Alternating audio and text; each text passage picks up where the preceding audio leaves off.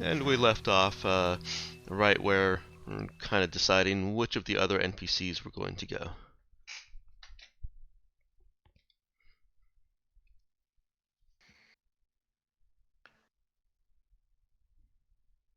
And given the culture, Castan and Kevin would like to go.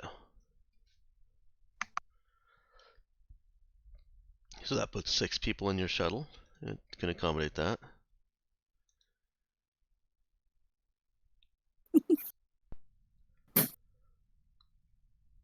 Oh my god, the cats are going crazy. I hate to tell you, that's the morning routine. I feel like I should bring up the other cat tree and have them sit next to each other. Sorry, anyway. It's alright, it's cats. Are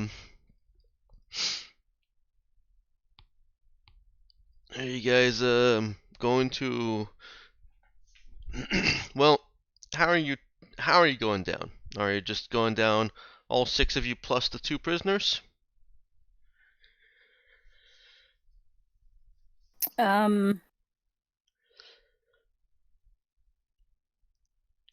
Hugo's going down for a visit, just to show his face, pretty much. Mm-hmm.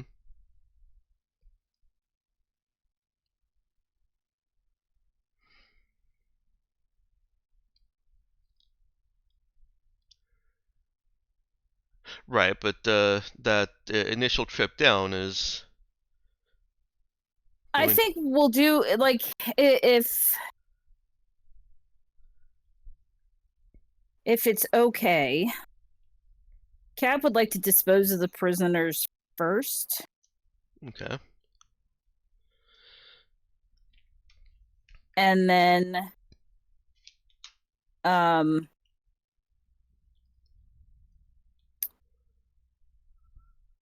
then we'll come back up and get folks and go down for celebratory stuff and things. Does that make sense? Sure. Work first, then fun. Yeah, work first, then fun. She will want to take she will ask Hugo and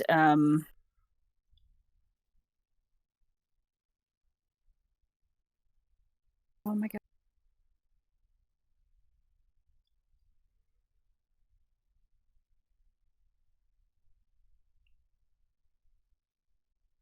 Did we just lose Emma? Eileen. Okay. I had to get brain in gear. Sorry. It's okay. It's that's this is the level that I'm capable of today.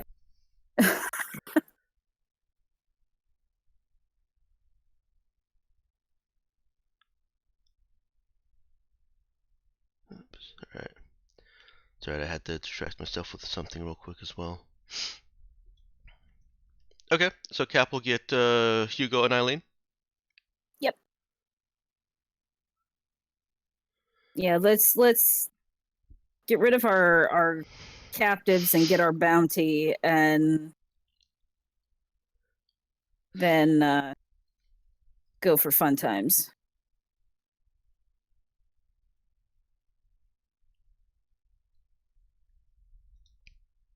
Okay. Well, Eileen is quickly responds to Cap's call, and we'll meet her at the brig.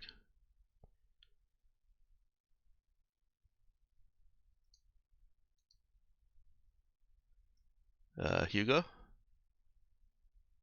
Mm-hmm. Okay.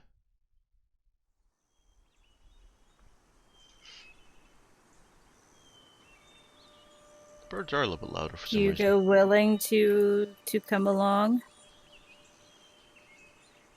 Yeah.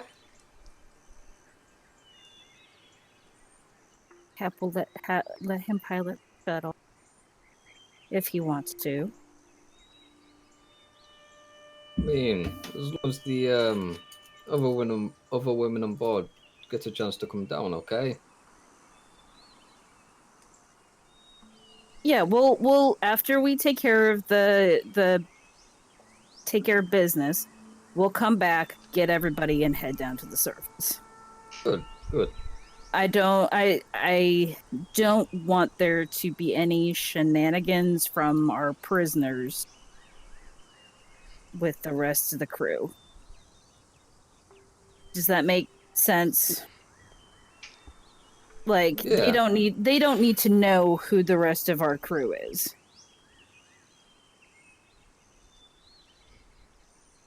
Right. I don't want them telling any tales.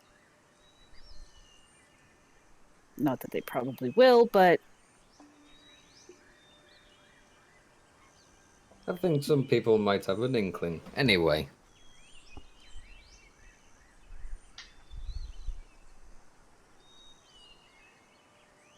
All right. The the prisoners are still in the brig where you left them. Are you taking Coop with those two? yes. Okay. He was with them, that's fine.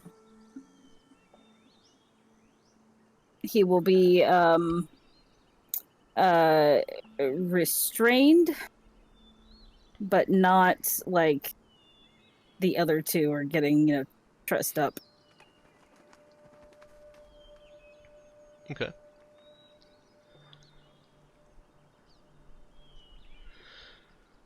That's not a problem. Eileen is quite handy with a set of handcuffs.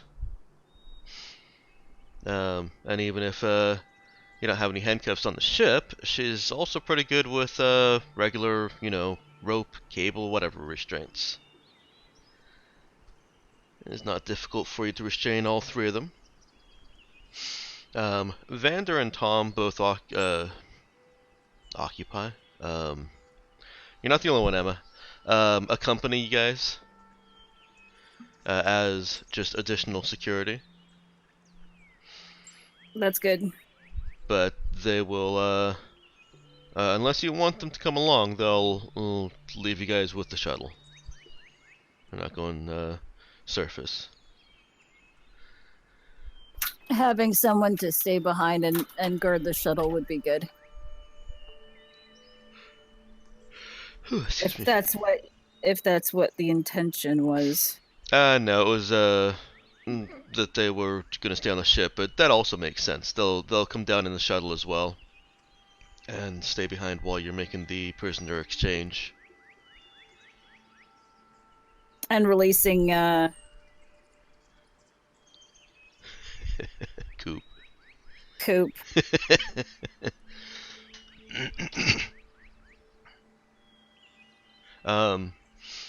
During the trip, Taryn is pleading with you guys not to do this, and that's kind of starting to panic Coop a bit. What are they doing? Where are we going?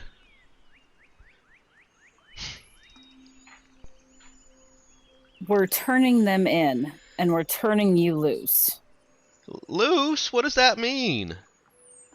We're letting you go, idiot. Really? Yes. Here? Yes. I don't know I thought- anybody here. It sounds like more of a you problem, not an us problem. Cap smiles at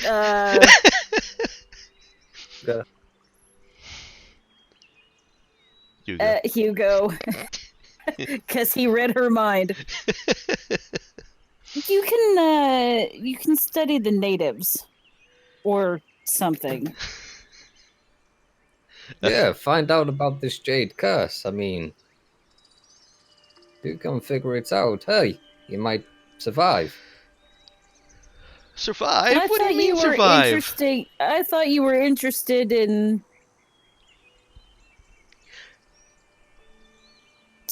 Oh my God! Well, she The had a academic conversation stuff. with him. Yeah, so he is very interested and fascinated by the natives here. I thought you were interested by the natives, so I am, but I don't want to be among them. What else will you learn? well, that's the best way to learn about them. She slaps him on the shoulder, kind of hard. But Welcome to language immersion. but he actually already knows the language. Yes, but he'll get to practice it on the real natives.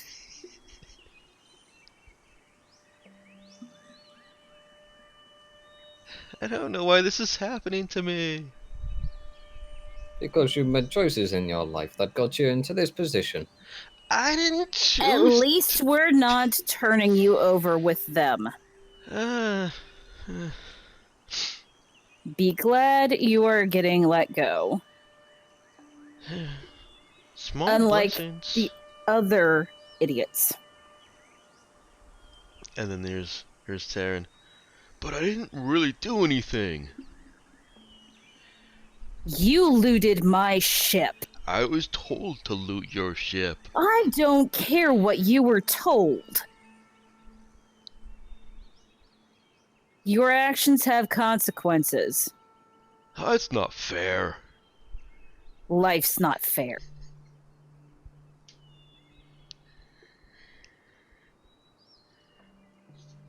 That occupies most of your trip down. I'm guessing that Hugo is trying to get down as quickly as possible to to end this as quickly as possible. Yeah, I'll even like sometimes, like maybe brake a little bit too hard, but to give Cap a heads up on it. So I can give him that London's kind of whoop.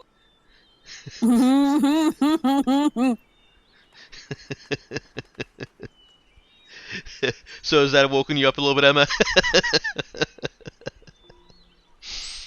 I'm not sure I'd say that, but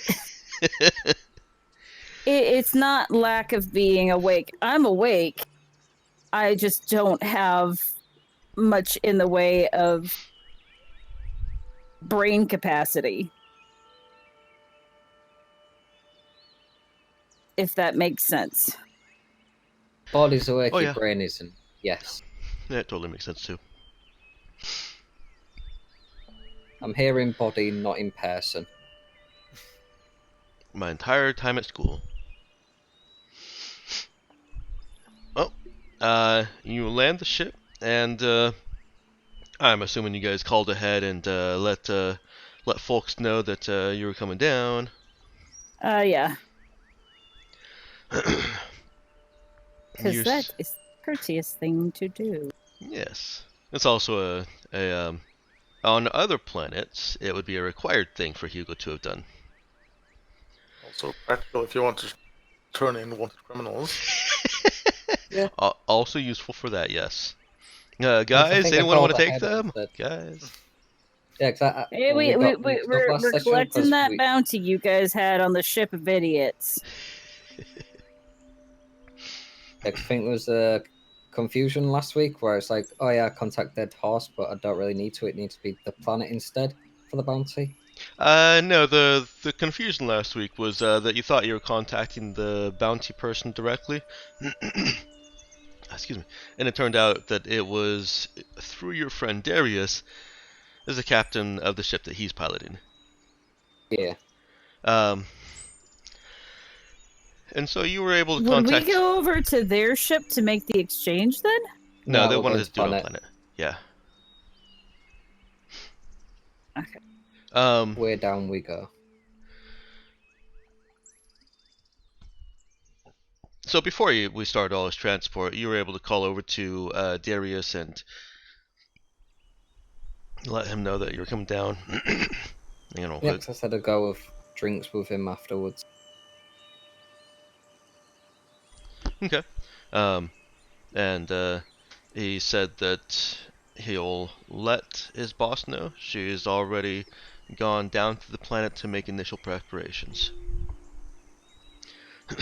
So now back to the present. When you land, You do see that there's you were told to land slightly off from the cluster of other shuttles and frigates, and there is a shuttle that appears to have native or tribal paint markings on it. You know, starship paint that doesn't go away. And oops.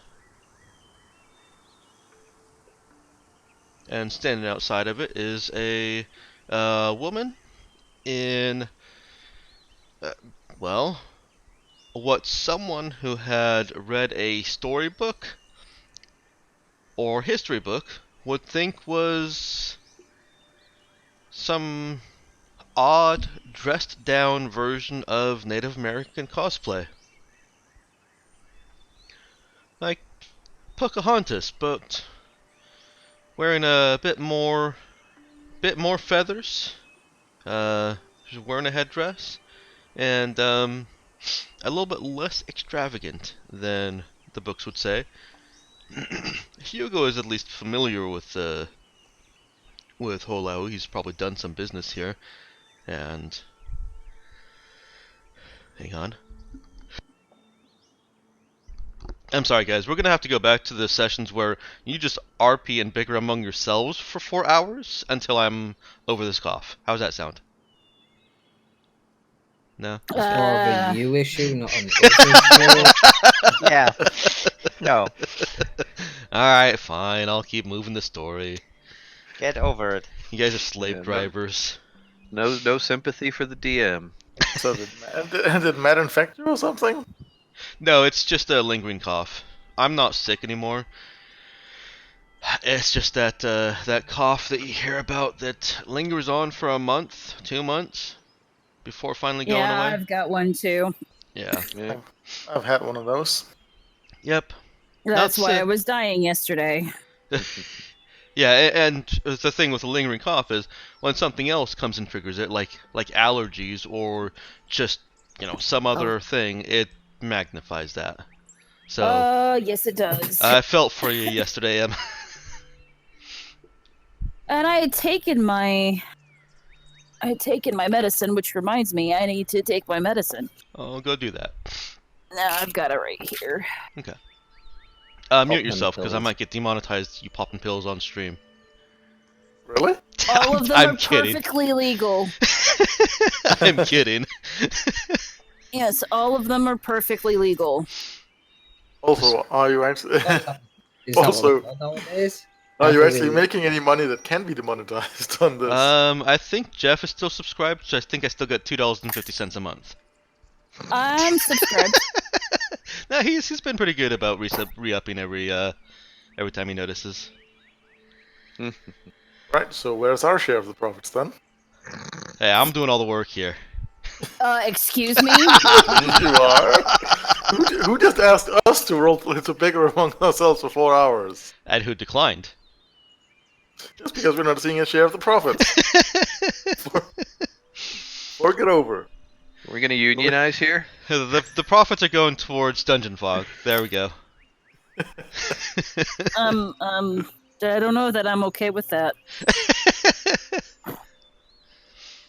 We'll work something out. Don't worry about it. We'll talk about this later. Actually, wouldn't the profits be barely paying for the Roll20 subscription? Yeah, probably. Alright, I gotta cough again now.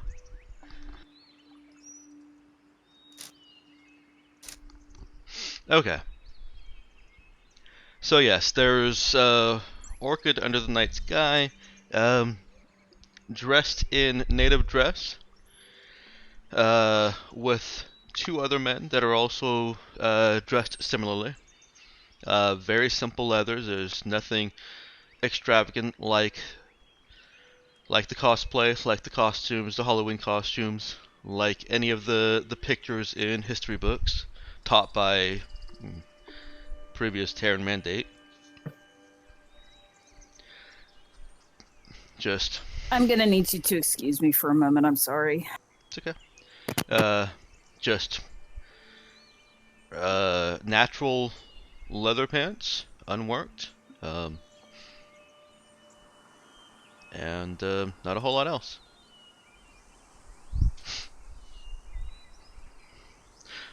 Funny is that I'm going off of history books, and I have no idea if they're accurate. But it all works out.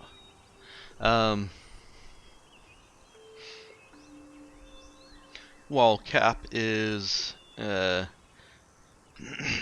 working with Tom, Eileen, and Vander to get the prisoners shuffled out, Hugo can easily hop out of the shuttle and greet Orchid if he wants.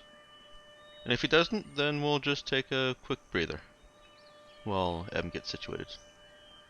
I jump out since he talked to him first previously anyway. Okay. Well, we've managed to get them back for you. Hopefully it wasn't too long.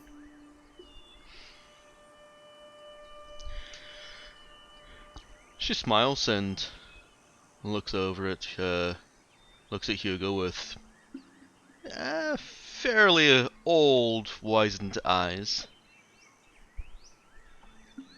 She says something in the native language, and then seems to repeat herself, and it is simply greeting him under the Tohaiwa sun, and blessing him for standing on the Tohaiwa earth.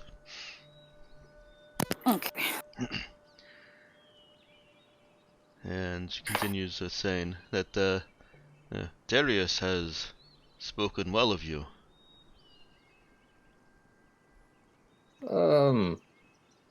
All good things, I hope. Yeah. That is what spoken well of means. Does it not? Usually. Well, I could say Cab here is very persuasive. Depends if she's got a gun in her hand or not.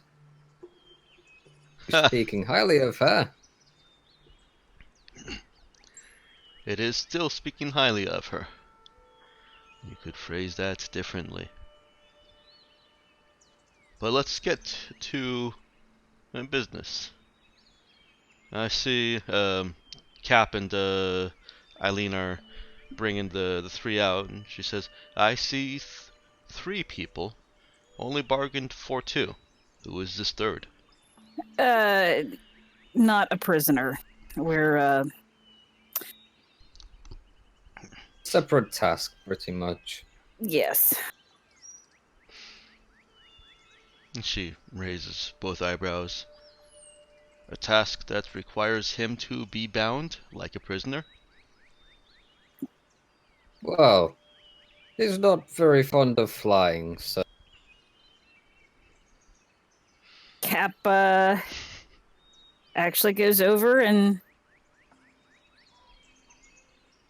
cuts them loose and shoves them towards the I assume there's like a settlement nearby. Yeah. You guys are outside one of the gates.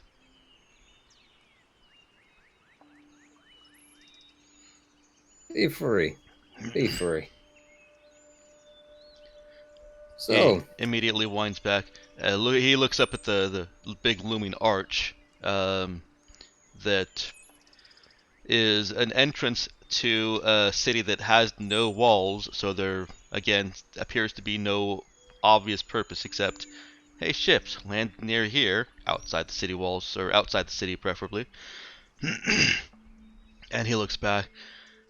I'm supposed to just go there and be there? yeah, Yes. Now go. I don't even have any money. you're useful, Well- aren't you? You took my money. Again, you mean we, helped pay for your hospitality? I'm not following here.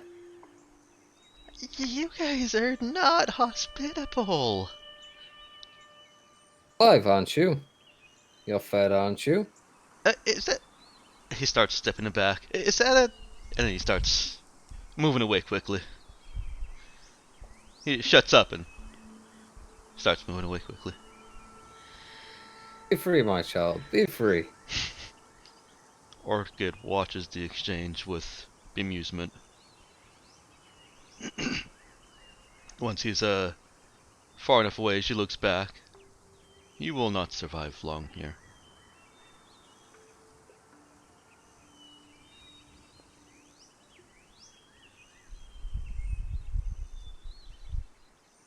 So, Cap what you planning to do kinda with the other shrugged. two? And sorry, Ben, I missed what Hugo said. So, what you planning to do with these other two?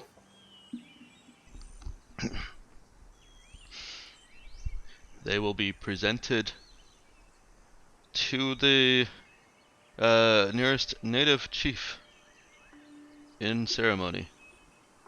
Tyrion says, "What does that even mean?" Orchid does not reply to him.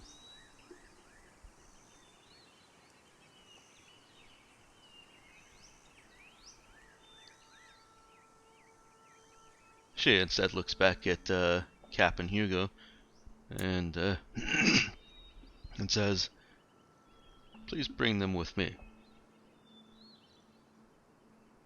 She starts walking towards the same gate that Hugo is hustling towards. Which guys, we head on our... Keep him in tow. Alright. It is a bit of a walk. Ships are parked, let's say, between 2 and 4 football fields outside of that gate. And inexplicably, Orchid is also walking towards the gate, even though it's slightly angled. You could just walk straight towards the city.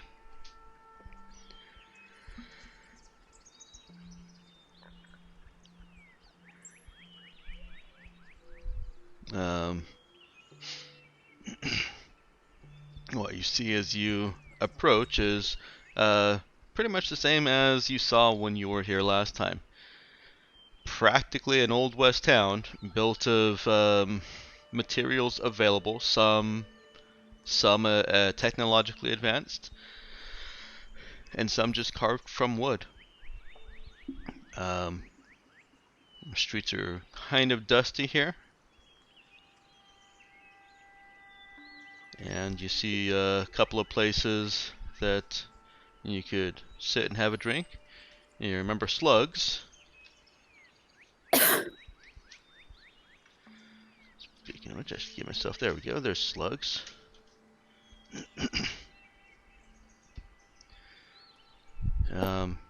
And her path actually walks you down a main thoroughfare towards what looks like the center of the city. At that, you see a billboard called Hunter's Lodge. Or, sorry, Hunter's... something. Hunter's place. Hunter there we something.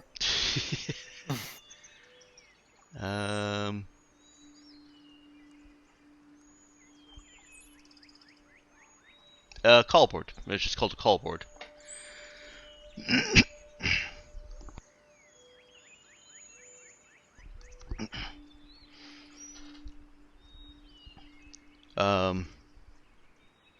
Small bit of technology. It is at least digital. So a display of apparently some what read kind of like headlines. Small issues. Slugs needs a new roof. This is one of those listed there. And there clearly is it's clearly intended as a kind of a place for discussion, but just as a these are the headlines.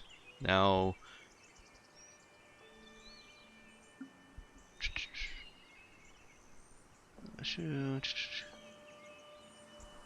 Oh, right. It kind of it has a number by it with a plus next to it. So a number of people that appear to have plussed that issue or lifted it. So they're basically liking it. Unfortunately, yes.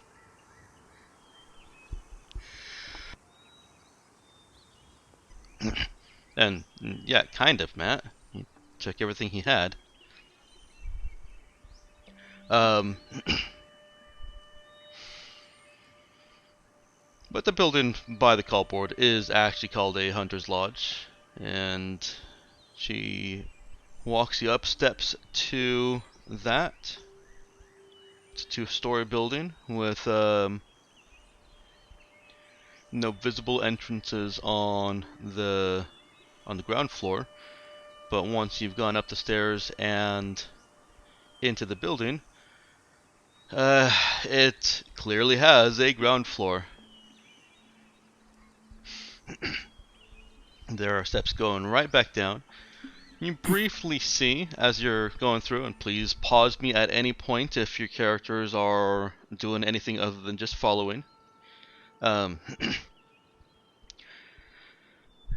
briefly see on this top floor that it's just a lounge area. There are trophies around and about. Trophies of extremely strange looking creatures. And a couple of them are listed. They have a plaque stating not to scale.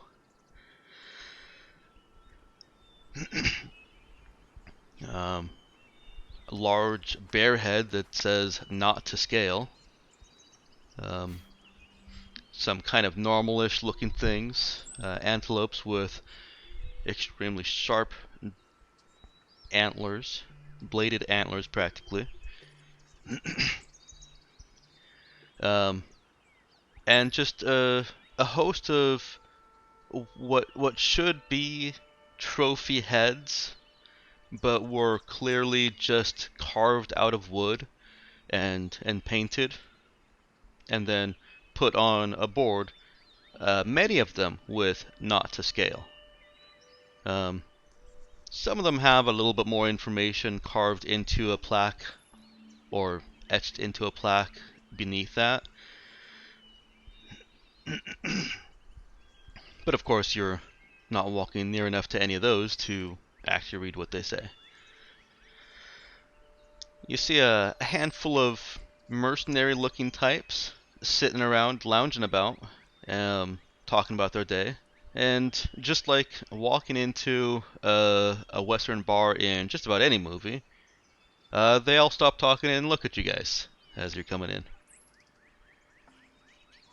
This brief jaunt through the upstairs of the Hunter's Lodge is cut short by a descent down to the ground floor, which, excuse me, which looks more like a business section and has a place for incarcerated mercenaries, or, in your case, people being held for other things. Collection of bounties. Collecting bounties.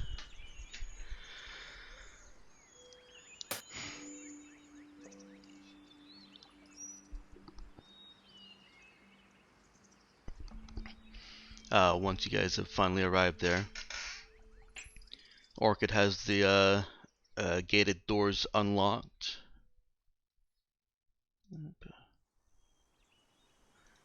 Yeah. Thank you, Nick. And I imprisons the two of them. Taryn has made a couple of comments here and there about just kind of trying to bargain, trying to plead. Now, Orchid certainly isn't listening to any of it. Cap has no sympathy. Yeah, and it doesn't sound like he really has anything to bargain with. You took his stuff already. And he's not saying that he knows anything. He's not trying to offer any information or anything. Orchid locks them inside, turns to Cap, and says, my apologies, we did not properly introduce. The whiny one interrupted us. I am Orchid under the night sky, born native of Tohoioa, and granted a spacer name. And you are? And I'm generally most folks just call me Cap. Cap. And are you the captain of the ship that brought these two to us? Yes. She looks at Hugo and as if to include him in this next comment, and then looks back at Cap and says, then as is custom at Tohoioa and surrounding Holoau, all payment shall be made to the captain, and the captain will, of course, see fit to disperse as the captain needs. Please come upstairs for that transaction.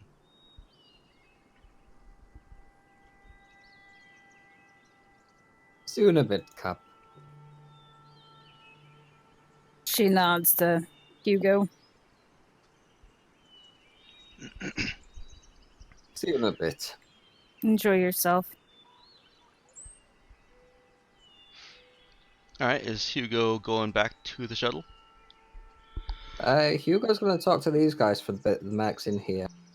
Just to get along with them, ask them where they've been, where they're going, what they've been up to. Okay. That kind of stuff. Just socialise with them. Okay. Now this isn't necessarily the same Hunter's Lodge or the same city that Hugo has been to before, but there is still a similarity in the trophies that he's seen. There does seem to be a running theme amongst the jade creatures that mimics earthly creatures. There are some much more fantastic things, but even those hail from earthly mythology. Hugo has seen at one Hunter's Lodge, not this one, a griffin with a plaque that read it had a wingspan measured at 50 meters.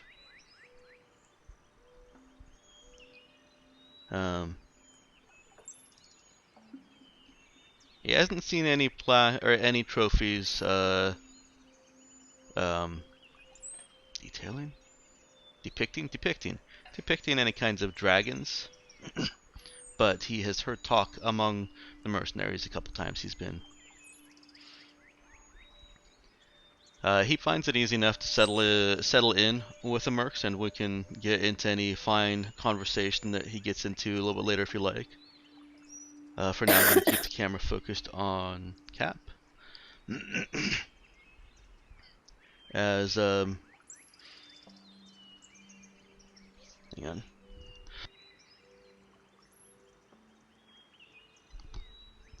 As Orchid takes her upstairs, following close behind Hugo, takes her to the center of the lodge, and in sort of an excess ritual, she says a few words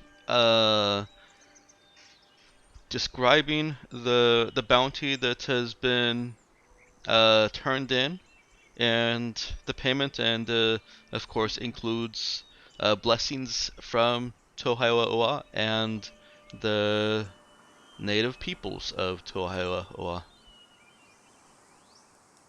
And then simply transfers the credits.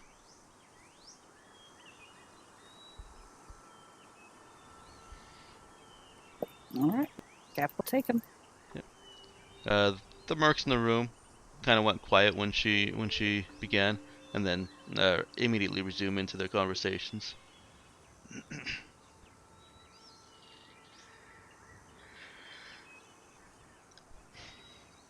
She looks at Cap, looks out the door, looks at Cap, says, you are free to roam the city as you like, and also to enter this hunter's lodge. But I Thank you very have much. business elsewhere now.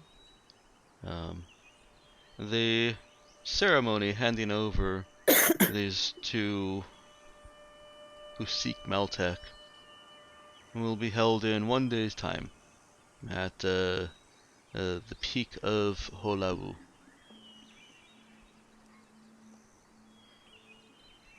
Noon. You wish me to be there? You may attend if you wish. Your part in this ceremony is finished, Cap nods. but you can observe any part of it up until the Seekers of Meltech are turned over to the natives.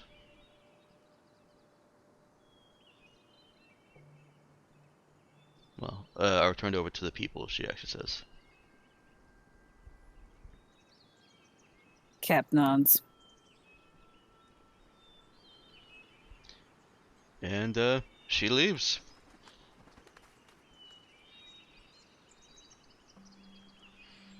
Alright, Cap will message Hugo, let him know she's going back to the shuttle. No, Hugo's actually in the same room at this point. Oh, okay. He walked up a little bit in advance of her, as I guess as Orchid was basically saying that they'll telling Cap that they would transfer the credits upstairs. Okay. Cap will then, okay, she'll look at Hugo and say, want to go, or? Yeah, let's go back.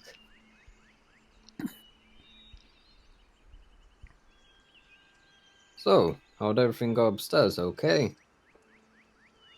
Yeah, just fine. I've got our credits. Sorry, I may not have described that very well. It's only a 2-story building, and that bit was on the 2nd floor, which is where Hugo had gone to try and mingle. His mingling got interrupted by Orchid's short little credit transferring ceremony there. So Hugo saw that.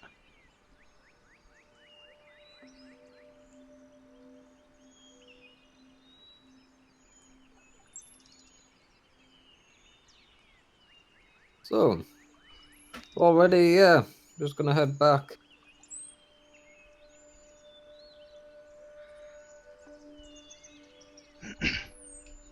Yep. As Let's, Just head back I then. promised shore leave, so.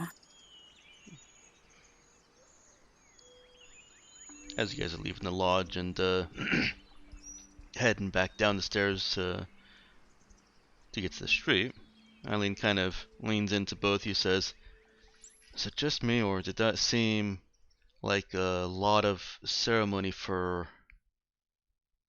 It seemed more intense than it needed to be." Probably something to do with the curse. I'm guessing it'll turn them into something. What, like magic? I don't know. It might be Maltuck that they used to turn them into whatever they are. I suppose that seems ironic. Yeah, they want the Maltec back, don't they? Cap kind of puts up her hands and says, maybe this is a discussion. Not here. But yeah, that was a lot of ceremony. Maybe that's just the way they do things.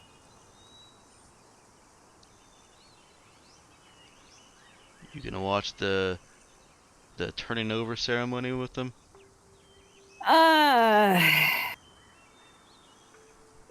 Hugo Be will. honest, probably not. I think Hugo will try and turn up for it. I'd like to. I'll join you, Hugo.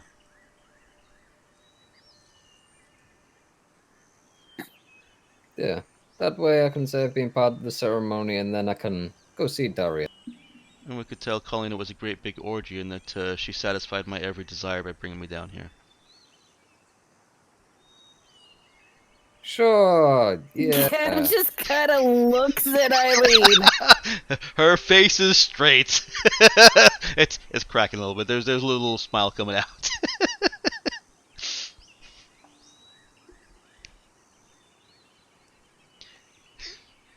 She chuckles after a moment and says she wouldn't leave me and Karina alone. Wanted to fix our lives, so sorry to drag you into that, Hugo. So you've decided to torture me? Yeah. It was a means to an end. But why am I punished for Colleen that? is young and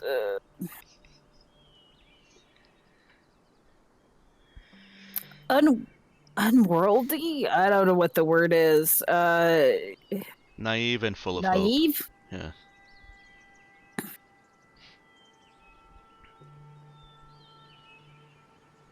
Oh, thanks, and yeah, actually, thanks. You're welcome. Is I'm assuming Hugh is at least a moderately attractive man, right?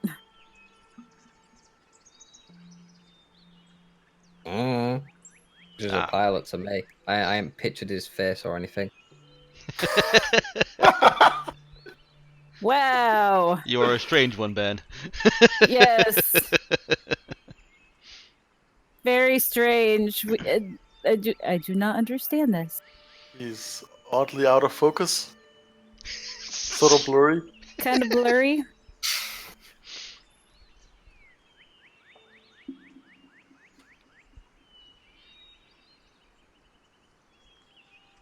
Well, as is the way of all good stories, he is not unattractive.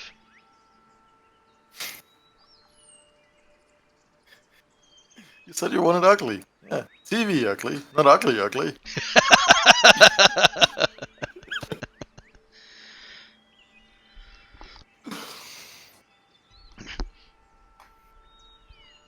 Okay, so yeah, that's the closest answer I think you're gonna get for now, Emma. That's fine. It was more of a Cap kind of looking at him. He's like, "Well, you're not unattractive." Well, now Cap has made that decree. Now it is set in RP stone. Yep. In space in close proximity, everyone will start to look attractive at some point.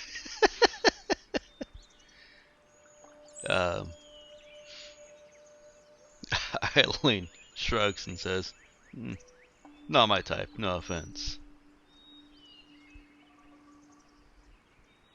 It's alright. None taken. Just glad the whole situation hit up now. Makes a bit more sense. Yeah, I don't. Well, assuming that what was the other gal? Karina. Well, assuming Karina's of the same mind. I think she was. We both started picking on Colleen at the same time.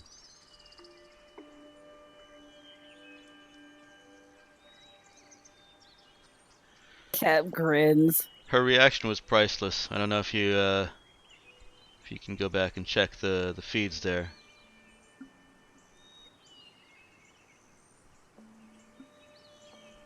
Oh, probably. Yeah, If it's going to be something that really amuses me. depends on how much you like seeing Colleen tortured for a minute. I think I would probably find it very enjoyable. Probably too short too. Yeah, probably I wasn't being tortured long enough. It went on long enough.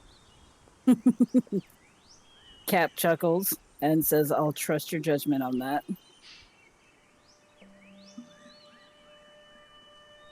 I could see she was legitimately uncomfortable, or getting there at the end, rather than just flabbergasted and thrown off. I think that she got a little bit of comeuppance there. Flabbergasted is such a great word. You should go It easier on her, is. Cap. She is, as you said, very young and still very naive. I know, she exasperates me sometimes.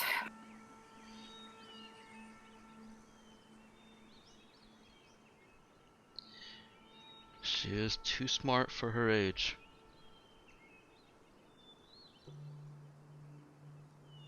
And too young to know as much as she thinks she does.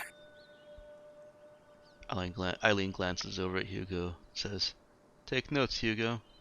You may find yourself raising a kid." Nah, I'm good. I'd rather fun. A pilot without kids? Hmm.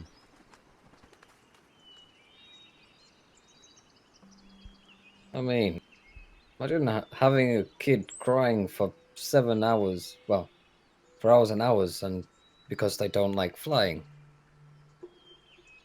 I'd rather not deal with that.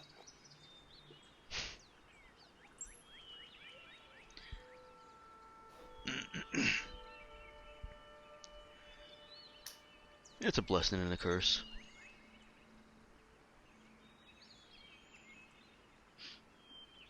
And unless anybody has anything else,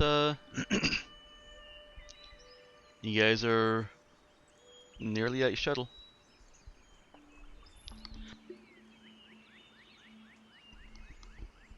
Alright, you're back to your shuttle. What's the plan? Are Cap and Eileen going to stay here while Hugo shuttles the others down and then goes to visit his friend, or?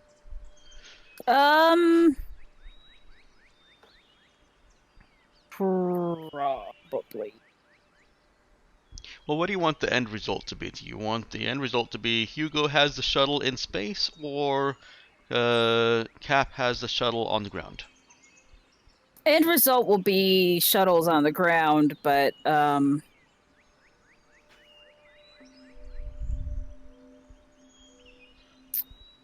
brains.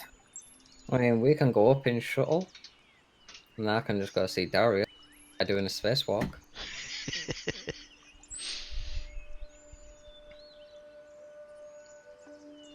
That would require moving Sounds the like ship a plan. again.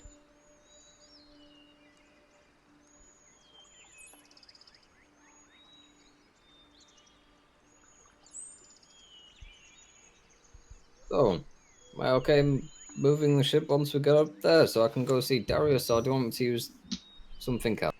Nah, you go ahead. Just yeah.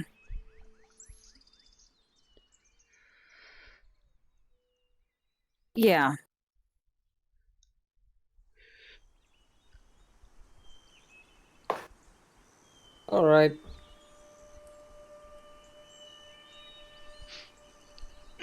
Well, Alright. let me know if you need anything while I'm up here, though.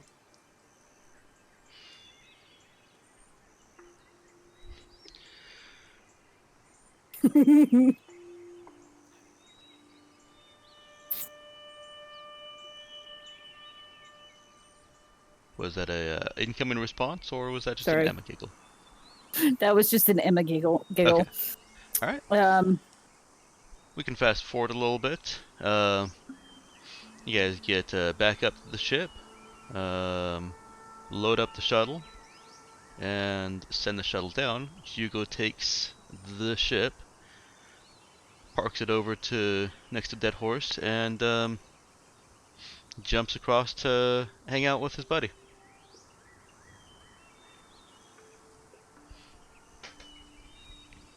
See, right now you've got Hey, buddy. Cap, Nemo, Hugo, Eileen, Kevin, and Castan are Please tell me his buddy isn't Polly Shore. all going down.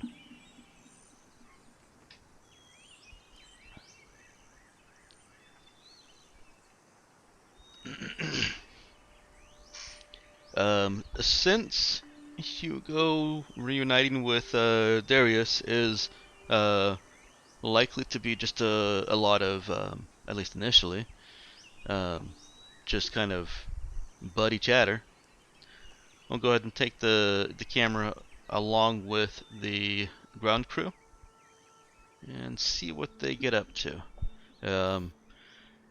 Ben, if Hugo is going to end up talking anything more meaningful than NPC chatter with Darius, then let me know. Otherwise, I'll probably come back to you and simply say, hey, what did you guys talk about? And then let that be it. Nah, just slinging the shit with him, seeing how his week's been, that kind of stuff. Okay. Alright, so let's skip. Actually, since Cap needed help with escorting prisoners, he'll there's no need for him to go down, so he'll stay on the ship. Oh, I thought his reason for going down was overall security on ground. Well, I thought the only place where we really needed security was for handing over the prisoners. Okay. That's a misunderstanding of my part. So Nemo is not going then. Yeah. Okay.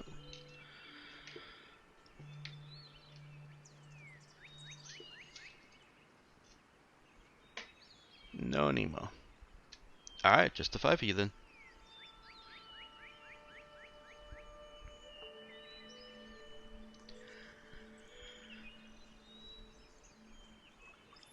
Well, Oakley dokily. it's a quick and easy trip down. And Cap is sorry, 4 of you. I still had Hugo listed as ground crew. Actually, so it's just Cap, Eileen, Vander, and Chishin. Okay. Unless Cap asks people to stay together. Just not really.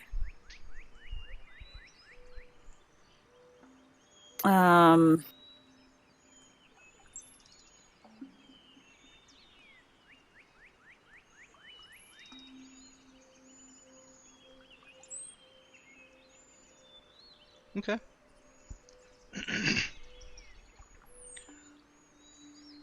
Sorry, not Vander and Chishin, Vander and Kevin. However, with the extra seat opened up, Chishin will come down with Kevin.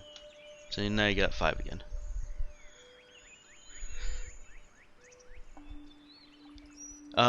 They just kind of take the time to stretch their legs and enjoy the sun. Vander finds a bar. Kevin and Chishin are they say that they're just gonna walk about town and see the sights. And that leaves Cap and Eileen alone. And is Cap wanting to do anything in particular here?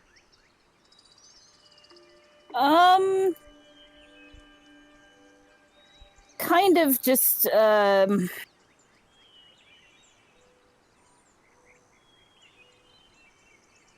looking around. Okay.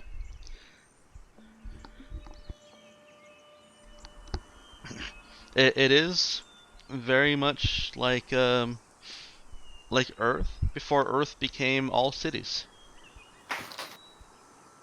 AFK moment. Okay.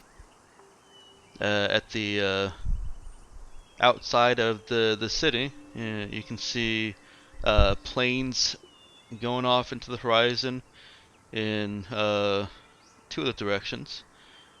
Hills that kind of spread across the west and the north. They go all the way across the west and a little bit into the north side, and also just kind of trail off into horizon.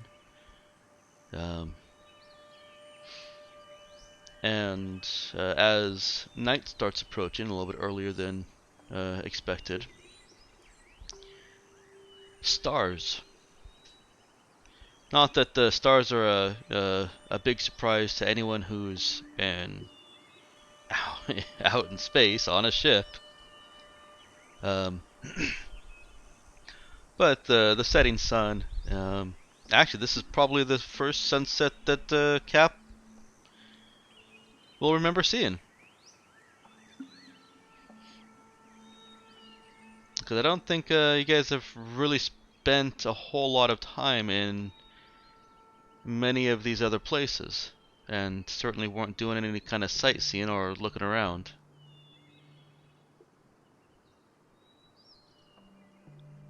Nope. And Eileen is actually making a kind of a specific and deliberate point of wanting to see that sunset.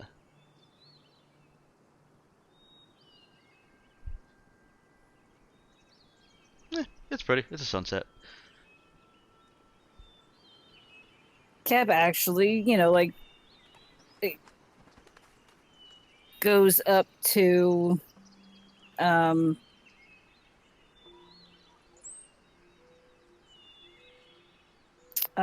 like a higher point and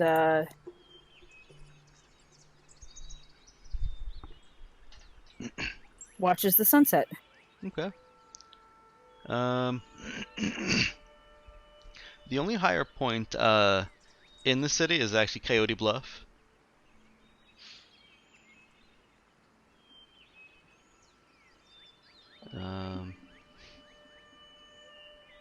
And unfortunately, there are signs, or a sign posted at the most obvious way to get up to that, or up that says natives only.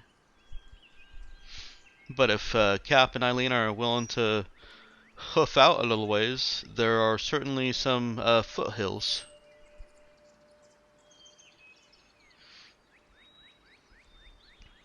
If Actually, Eileen wants to go, yeah. Cap will be glad for the company. And the extended the mountain ridge does not extend so far towards the western line that it's going to obscure the sunset, even if you go out a little ways to get to those foothills.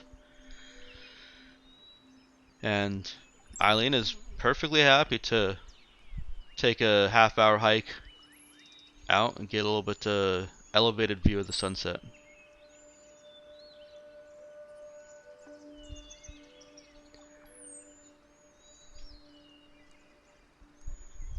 Oh, you guys are sitting up there, Eileen idly comments. Seems very peaceful here.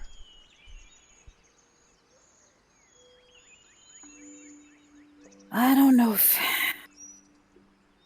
I suppose it's probably very cynical of me to say that I wonder if it's real.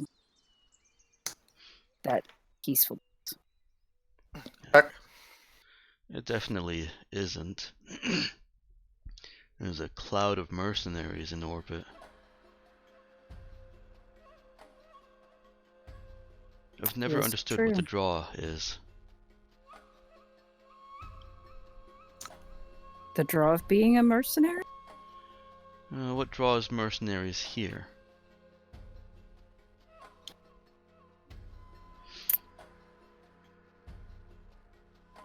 Cap kind of shrugs and says, I honestly... place free from, or relatively free from, groups like the Galactic Mandate.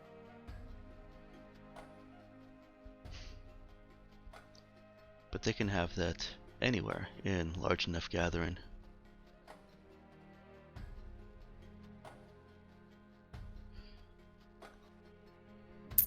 Why pick the most peaceful planet?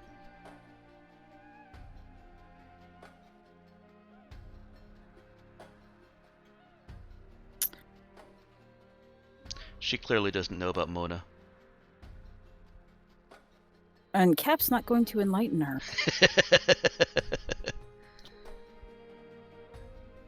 She will say, like, I don't think this is the only place where there's peace, but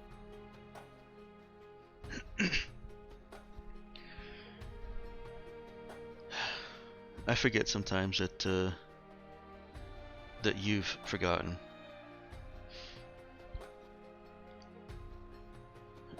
The Raza ended a reign of close to open warfare between the corporations. Cap raises an eyebrow at that.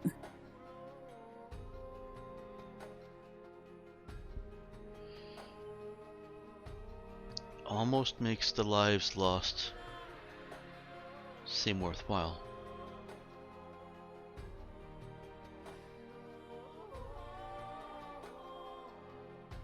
It's not like they weren't doing the same thing. You, Raza, Porcelain, was just an individual doing it instead of the enemy. Corporations.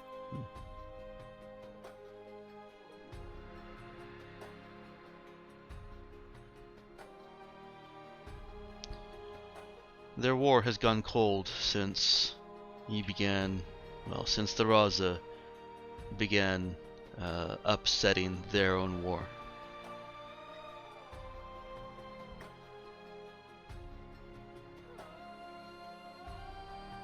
I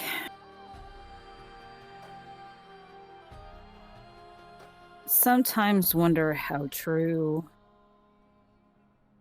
story, how many people we supposedly killed.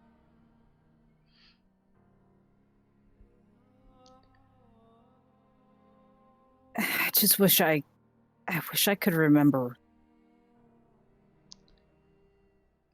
And then part of me doesn't want to remember. I've been with Union and as a actual Union enforcer, and then with the SOS Union Joint Police for so long that I don't know which of the stories were propaganda and which might be true. I don't know.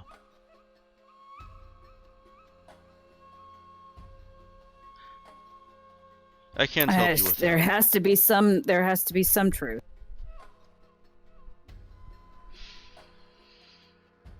Well, we've certainly seen pictures of wreckage.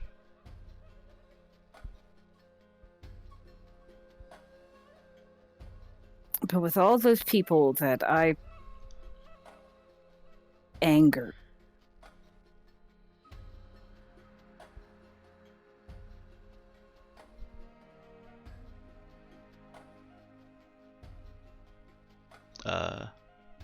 I wonder.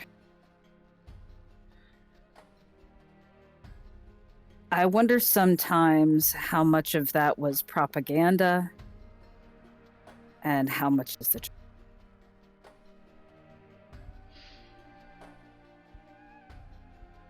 We might never know.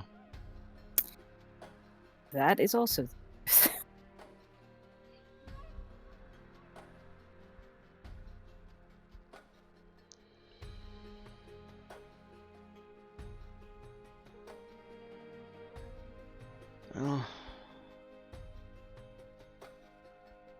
I remember last time we were here, there were no ground accommodations.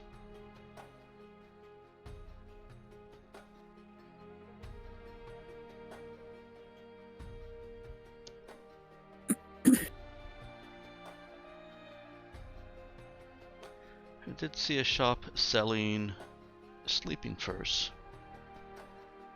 If you'd like to take this shore leave and sleep under the stars. Since I can't remember ever having done that, I think I would enjoy that. Let's round up the others just so that we're all together. I don't think they know there's nowhere to sleep. Probably not. There's no room at the inn.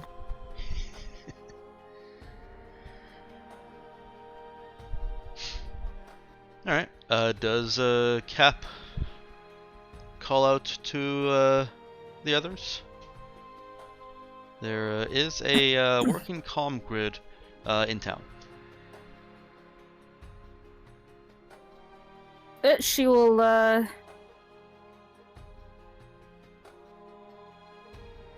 get in touch with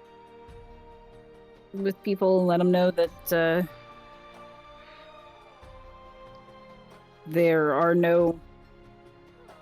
there's no room at the inn.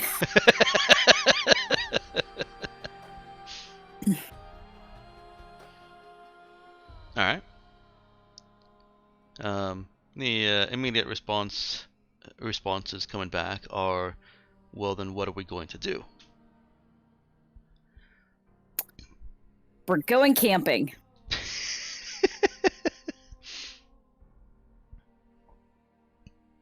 And for lack of a better description, conveniently located near the edge of the structures, the town, there is a camping store. There's a great outdoors store that it is just selling furs from native animals for sleeping on, some that are actually fashioned into sleeping bags for sleeping in. There's also some, normal space synthetic stuff, but it looks like that's all just been sold, like on a barter system. You see a couple things here and there from Space Dogs as well. Space Dogs! The leading manufacturer of space and earthly survival gear.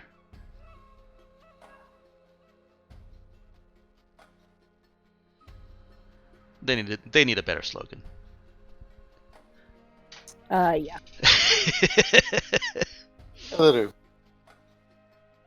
This is my favorite store on the Citadel.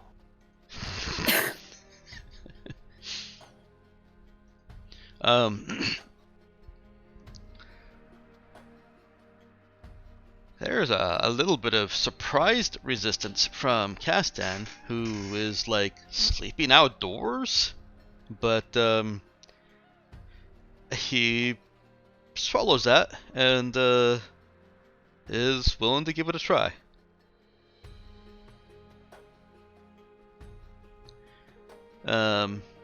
The gear is expensive for what it is, but it's not expensive in the grand scheme of things. You're looking at about 250 credits for all Fabia. And that includes a little bit of food and a way to cook it.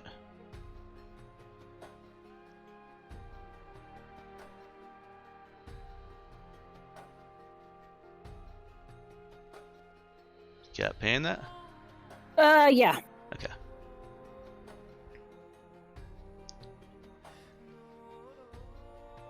Go ahead and mark that down from your nearly 1 million scrap in ship inventory.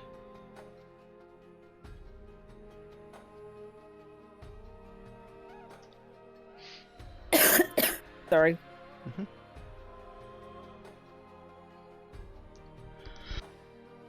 By all defense.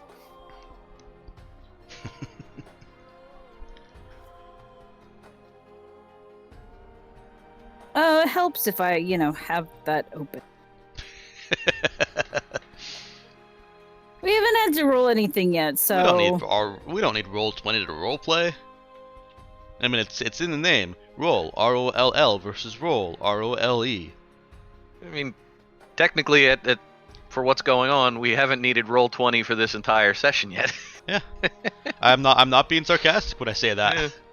Roll20 is for the rolling part of it, not the role play part of it necessarily. and the looking at the maps. Right now it's just pictures. Oh, and looping fluty music. Oh yes, you have missed the appropriate epic cues for music, Emma. There's no music now. It doesn't always loop. Yeah, but they changed some things that made it not as good. So how much do I have to take off the scrap? Just 250. Oh, not scrap. Sorry. Credits. Just Well, 250. We'll pay them in bottle caps. He said scrap, so I meant credits.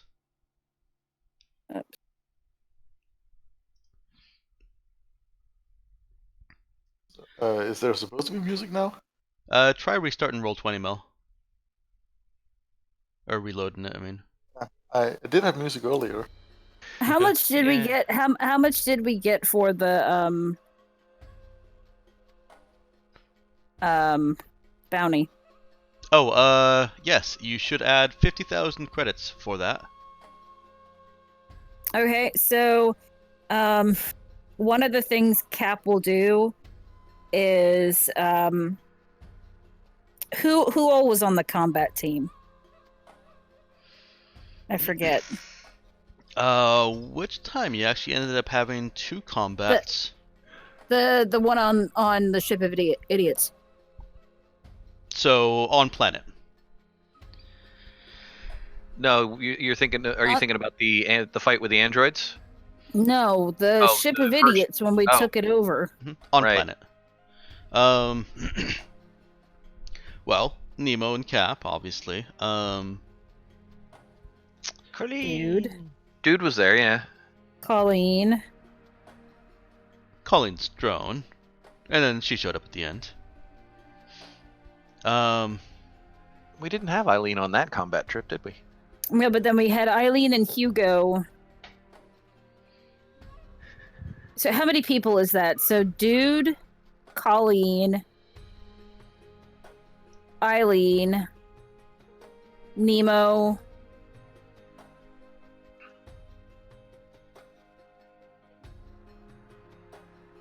And did I say Colleen? Yeah, you did. Okay, so 4 people? Yeah, Dude. think that's it. Because it was just the 3 Dude, of you. Hugo, Eileen, Colleen. There were 4 people Nemo, on planet, 5. 2 people on ship. So 6 people. All right, so everybody, all those 6 people are getting, I need a calculator. 8,333. 6, sorry.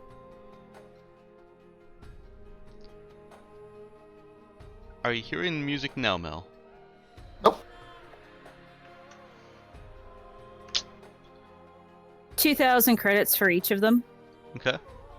The jukebox is showing now playing nothing. Okay, it should be Now, showing now it used- playing nothing used- now. Yeah, it used to show something else, but it didn't show it actually playing. It just showed it paused. Okay, do you see anything on a jukebox now? Yes, and I also hear the secret garden. Don't tell anybody about the secret garden. Alright, so Eileen gets 2,000 credits. Yep, everybody who was in combat or flying ship.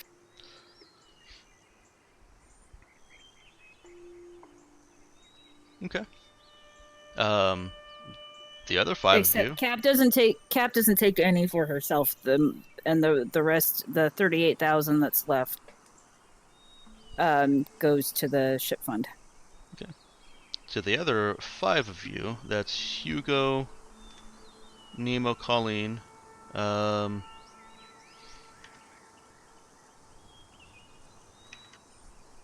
Everyone on Eileen. Dude. And who was the last 2,000. one? Collie. So, Dude, Hugo, Nemo, Eileen, Colleen, and there was one other person, right? Was it Chishen? No, I think you may be counting Cap. Yeah, you're not taking Cap into Okay, so then I'll add another 2,000 because Cap's not taking any personally. Okay. But still, those 5 people get 2,000 each. Yes. Okay. Alright, those 4 of you, mark that on your character sheets. Yeah. Those are personal credits. Mm-hmm. Yes.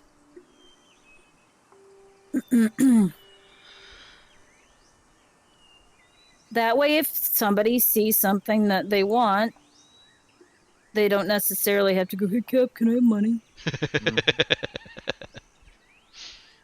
Look at that, you guys are starting to run And like that will engender hopefully some more positive feelings from certain members of the crew.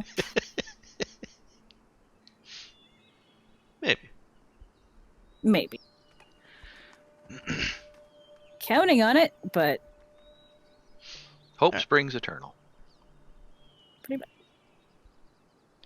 So, during your camping outside, if there's any kind of lull or uncertainty, Castan actually springs into it was a culture team is what I was trying to remember. Culture team mode, and starts telling stories. He's not being boisterous or bombastic. He is kind of taking a campfire storytelling side, even if you guys don't have a campfire, and just kind of being entertaining with the crowd that he has to work with.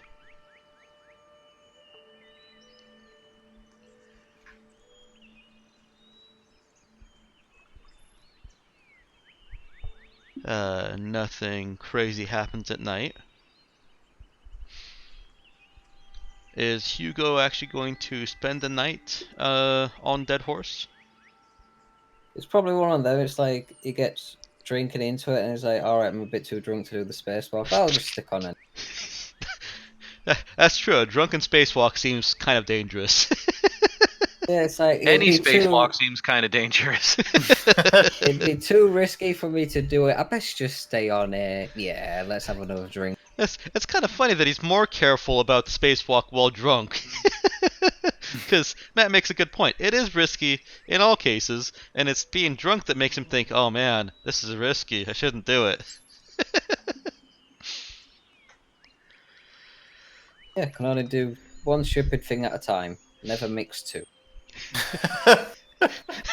Like when breaking laws, only break one law at a time. Is that a law? Should be. So you have to follow that, and you can only break one other law, which makes sense.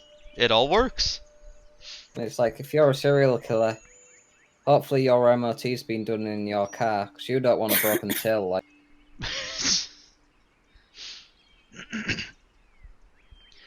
But yeah, Alright. no, he's been sensible.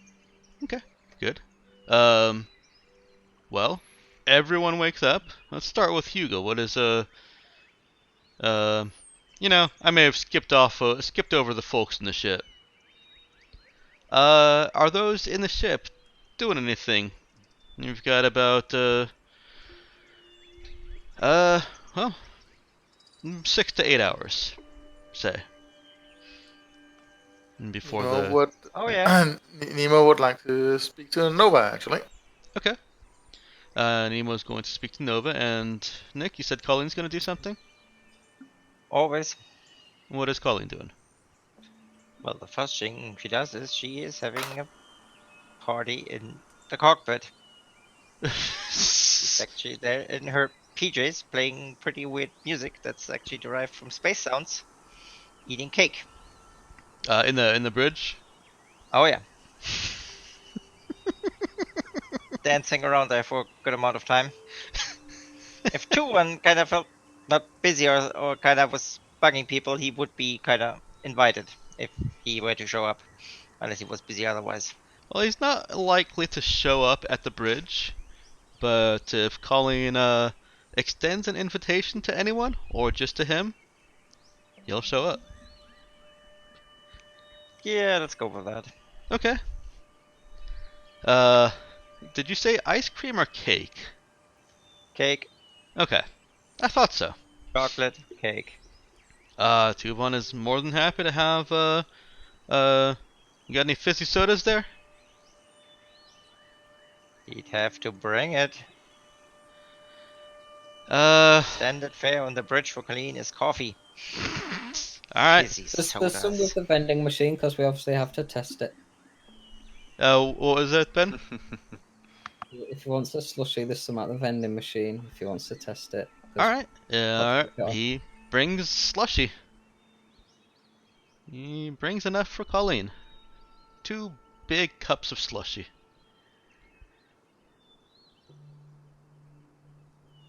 I think she might end up feeding both of them to him.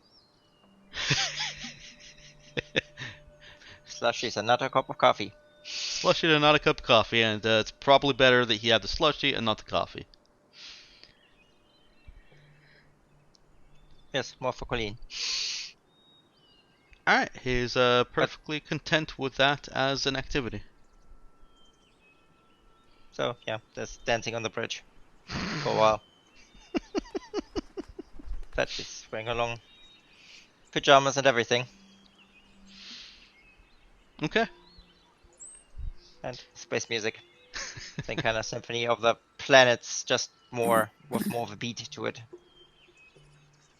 Basically, space sounds run through synthesizers and other nice little programs. It made it very, very danceable. Alright. Okay. Got And the then Space Jam on the bridge. Yep. Then, well, she's doing a medical duties, basically trying to get Karina back on her feet.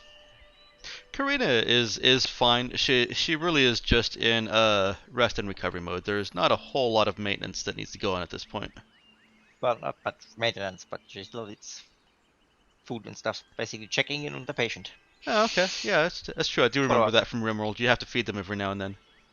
Mm-hmm. And check the other medical needs. And yeah, once that's done, she will actually settle in at her console and...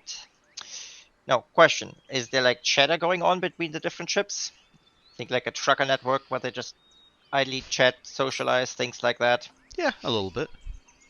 And she's participating in that, and she would like to make some discreet inquiries about the Cardinal Sons. Okay. We will do that in proper RP. First, I'm going to go ahead and go to Nemo Nova.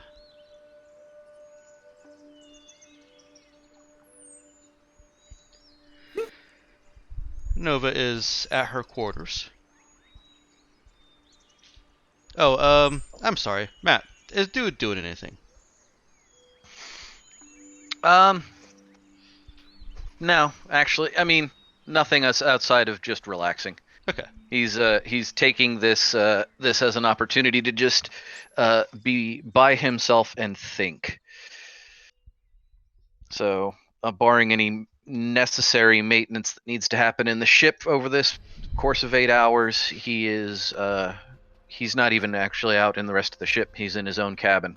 So Okay. unless somebody calls him or looks for him, they do not see dude. Alright. Now we'll move over to Nova and Nemo. She is in her quarters. She has stayed in her quarter, her room, except to get food, and she's taken that to her room to eat. Well, Nemo will go there and knock on her door, or press the buzzer, or whatever system we have. Oh yeah, there's a door comm kind of thing.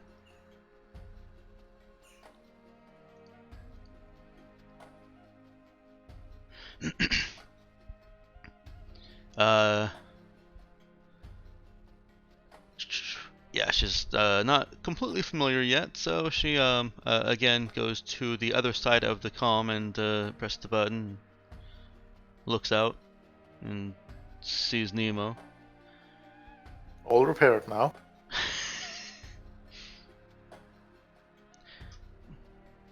What? Hello. I was wondering if you'd like to talk more. Why? Because I find it a fascinating experience. Also, I think it would be fascinating for you. Not to mention useful for both of us.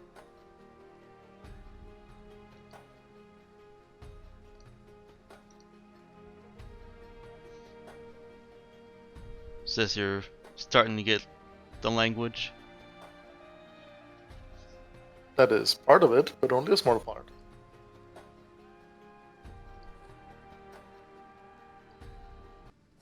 Huh. Sorry, I distracted myself with the music for a second. The door buzzes and unlocks. We'll enter. Thank you.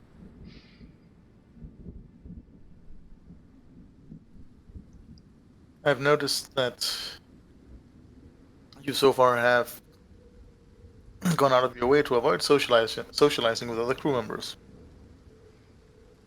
Isn't helping, is it? Just stares at him. I was wondering if you were willing to talk about why that is.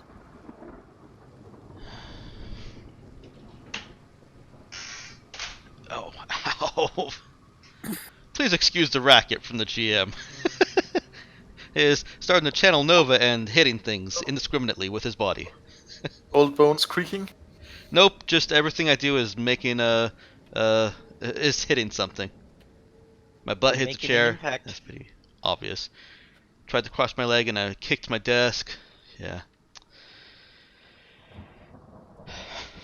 Life is hard. What can I say?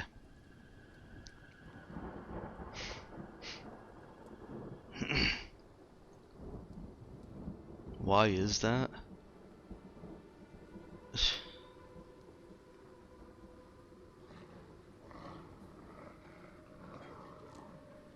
I don't know. I'm just trying to stay out of people's way. Do you feel that they resent you being on board?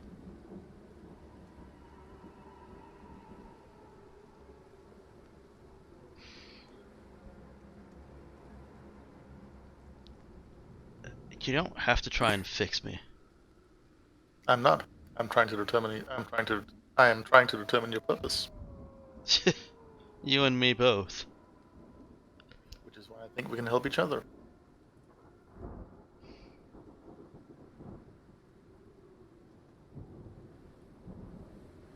What do you want to know? I've found that a logical and useful measure for morality is if something is being used in accordance with its purpose. Okay, that makes sense. Thank you. You agreed to leave. You agreed to leave your I home didn't and travel agree with to us. anything. You were assigned to the ship against your will. Would you have rather stayed where you were? I would rather have died on Trinita Fade. You'd rather be dead than where you are now. Other people would do life better. like me to kill you? No! She, is immediately tensed and very defensive in stance. Barely at the edge of her bed.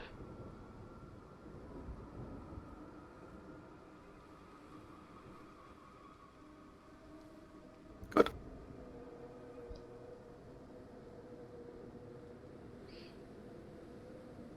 Obviously, I have to carry out whatever I'm supposed to do. But you don't know what that is. Not exactly.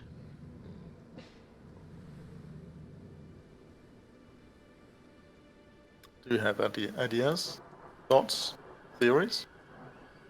I'm not telling you. You don't trust me. I don't trust anyone.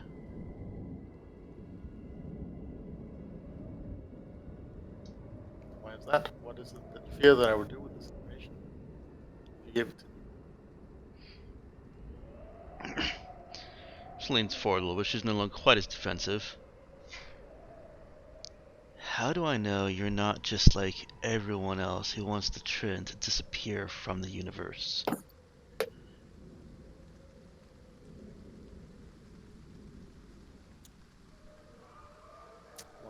for starters, I am a fairly unique life form, unlike anything you've ever encountered before.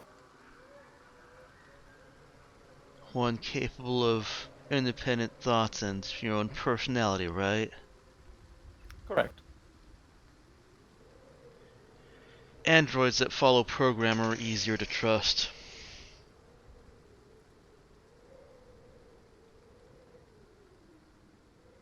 Perhaps, but isn't that like saying that you trust the store to open when you press the button?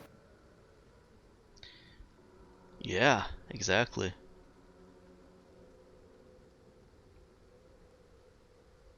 But to answer your question with a question of my own, why would I have any interest in Tren vanish from the universe? Tren have done nothing to me. 'Cause everyone wants us dead. Have I given you any indication that I do? You haven't proven to me that you don't. You attacked me and inflicted considerable damage on my frame, which I could have prevented easily. Trying to buy my trust.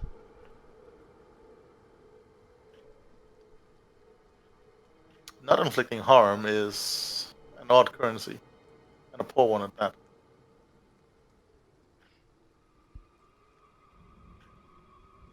I'm trying to gain your trust by talking to you, and by talking to you without engaging any of my social parameters.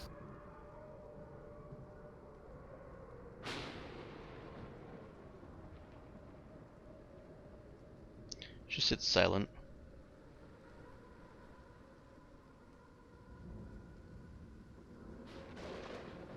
An array of stuff. Crossing eyes that are staring at his feet, or around his feet. I feel that we are similar, almost comparable. In fact, we are both singular life forms, cut off from anyone else resembling us.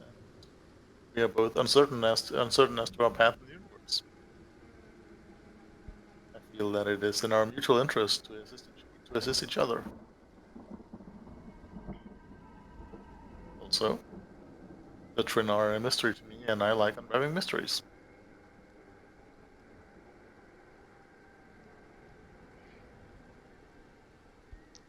What help do you think I can give to you? You've already told me about earlier Trin attempts at replicating my condition. That alone is a great help. She nods as he's speaking. Yeah.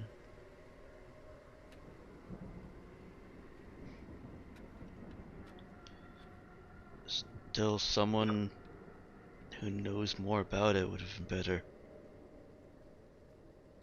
Would you are what I have? Then go back and get another one of me.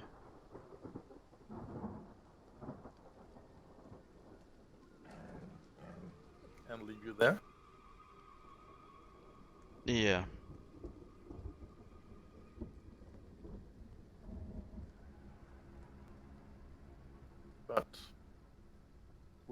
would you not then be acting would you not then be acting counterproductively towards your purpose?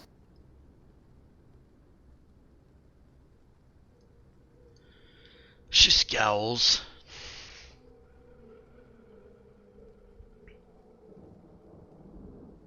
And lifts her eyes Well, and glowers at him.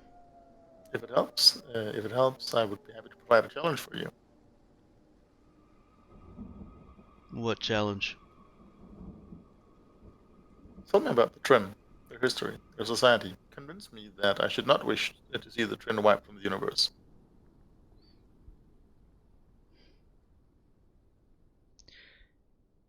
I'm not the one that's good at that. No, but you're the one being tasked with it. Stop saying I'm the only one. You are the only Trin here. She puts her hands on her bald head.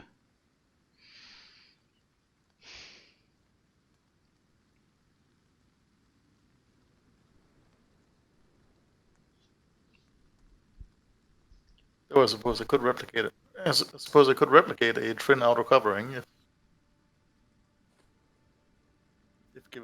given some time. That raises an interesting question about that. I don't think Nemo could replicate could exactly replicate the look of the cybernetics. Huh. Anyways, sorry, sidetracked. Probably not, but I suppose he could. I was thinking that he could deliberately leave out parts of the pattern, which would just effectively replace the cybernetics with just letting the metal parts show. Yeah, could also just have some props made. All have some props, yes, but And I was he thinking can that- already change his skin color. yes. Oh, yeah, he does have the body, right? Yes. Yeah, so yeah, he can already change his skin color to as he wants.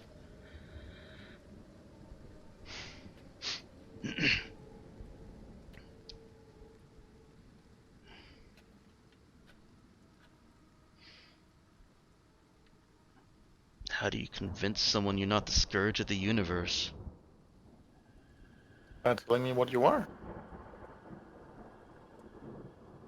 Thinkers, designers, engineers.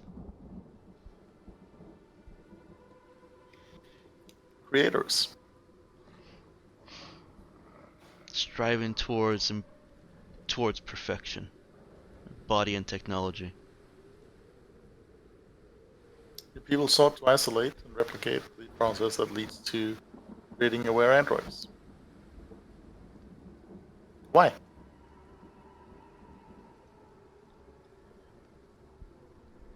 We wanted to know what made them. And once you found out, what would you have done with the knowledge?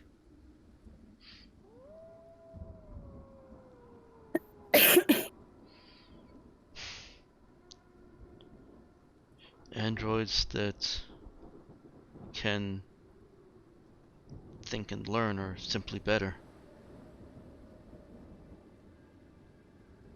There So were you're not already good at that? some council meetings on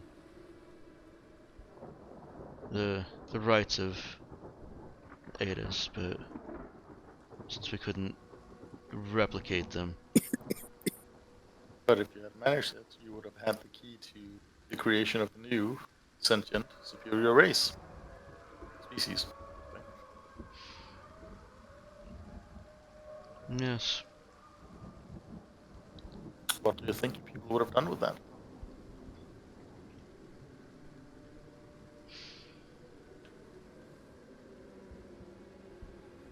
Actually, delay that. What would you have done with that?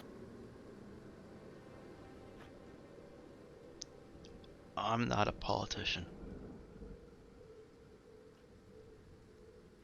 All the more reason to ask you. I might get an answer. Ha! Trend politics aren't like Terran Mandate. politics. Speak openly. Decide things.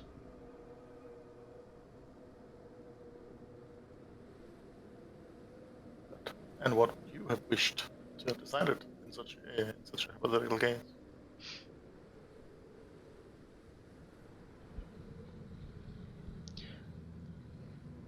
Does it make you angry that the Adas we did produce on that production line were pulled apart and dissected? I don't get angry. Yeah, you do.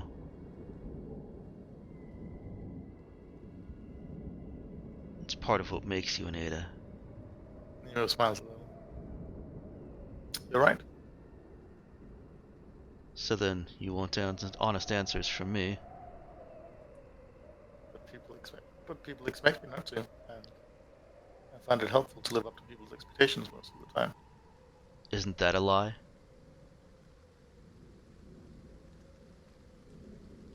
Yes, it is.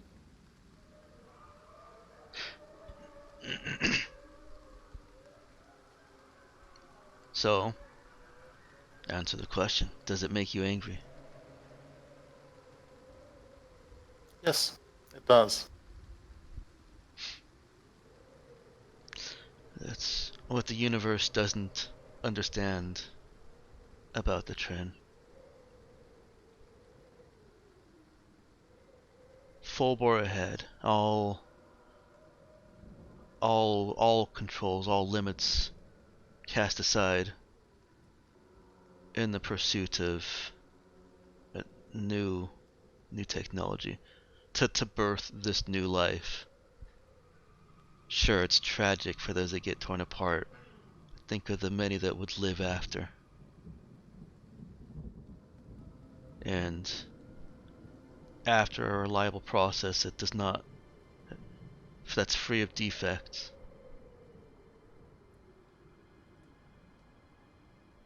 Then a few will have suffered to create the birth of the new species. She lowers her head. Yeah.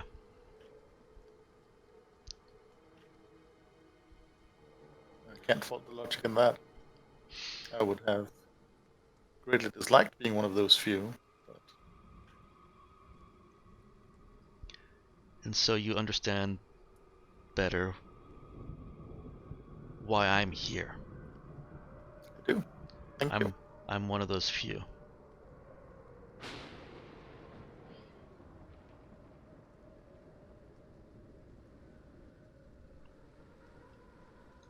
I can suffer, so... And she starts getting angry again. So my people can live again.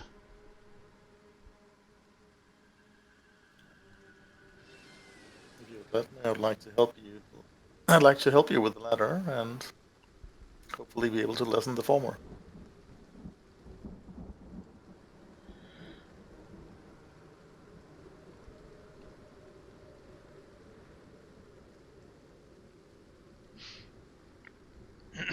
And perhaps you in turn would be willing to help me to see if we can make the death and suffering of those aware androids your people created be less meaningless.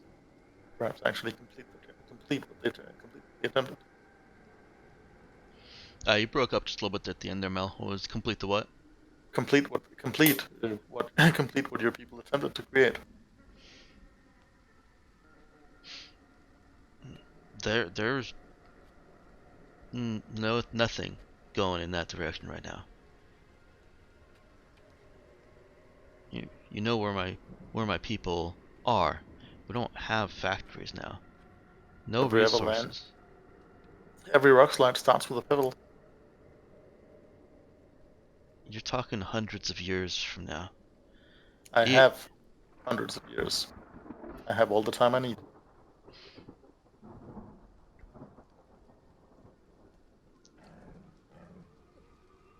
All I need is the knowledge. Once I have that, it's merely a matter of time to collect the resources.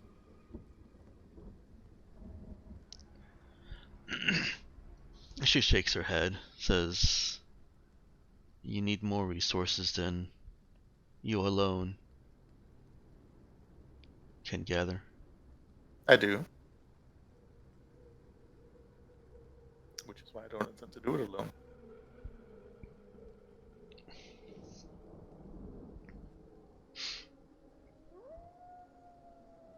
You see her fiddling with some personal article of jewelry as she talks. Pinches it a little bit more pensively as her bur- spurts of anger subside.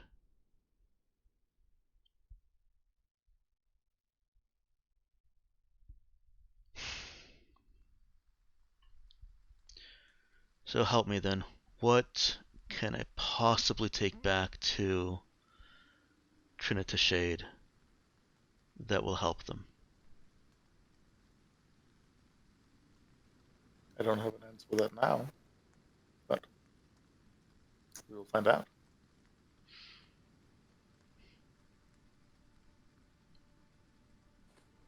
Nods her head slowly.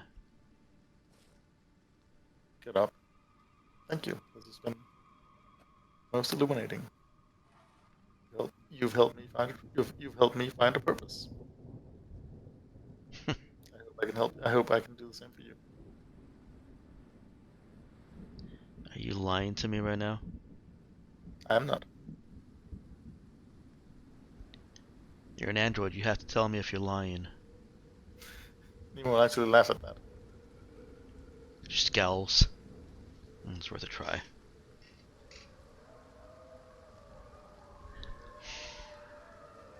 But I'm not.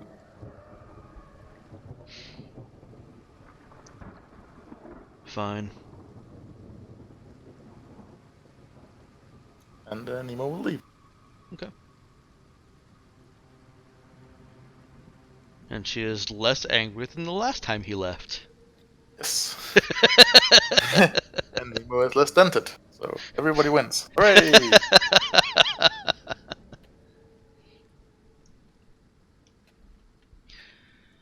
Alright. What does Nemo do after leaving?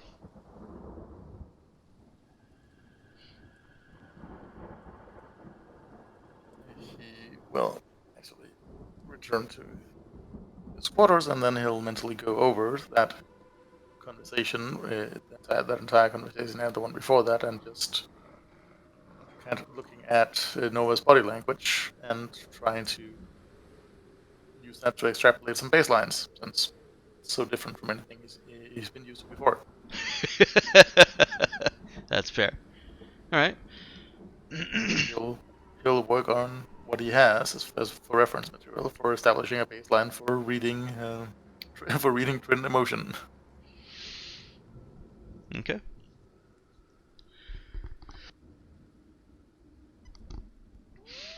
Colleen is partying in the bridge and bantering back and forth over the equivalent of CB radio.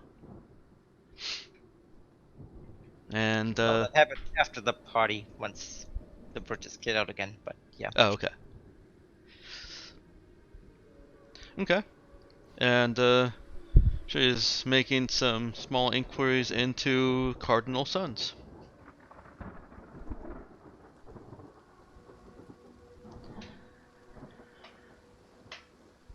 What is she aiming for? Well, at this point, any information, but ideally, where do they operate? How can one get in contact with them? Things like that. The basic premise is, say, we went to that one guy and he said, "Hey, if you ever have the chance, if you're interested, look me up. Cardinal Sons. People have heard of us." Oh, she's saying that out there? Well, that's basically her approach to kind of. Chances are, if she mentions the name, someone will go, "Why do you want to know about them?" I expect a certain level of paranoia up there. Oh, okay. I misunderstood. I thought you were saying that she's saying she's from the Cardinal Sons. No. She's Okay. making inquiries. He's basically using the information they got on Stead. Mm-hmm. Basically, say, hey, we had a run-in with one of them, and he said, hey, if you're ever there, look us up. Ah, okay. I gotcha. To basically explain her interest. Because if she goes, hey, we have a business venture, chances are all the ships go, hey, talk to us instead.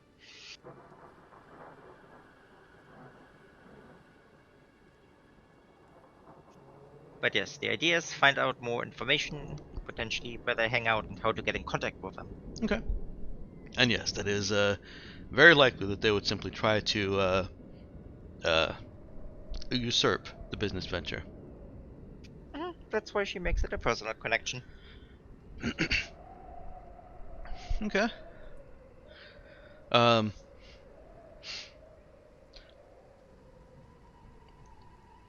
Well, there's a lot of back and forth on the space waves. Um.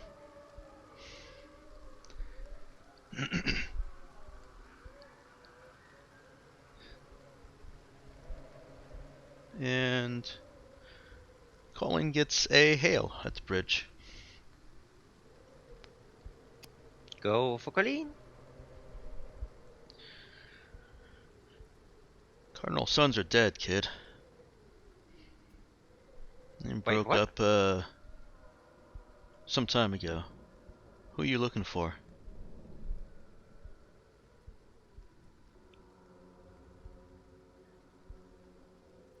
Give me a second. Lots of scrolling.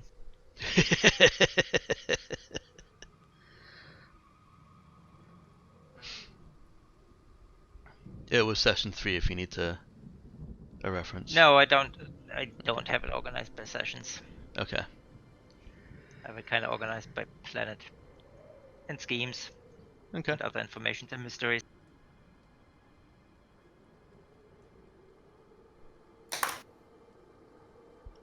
Oh god, I had the name not too long ago. Oh, Strap.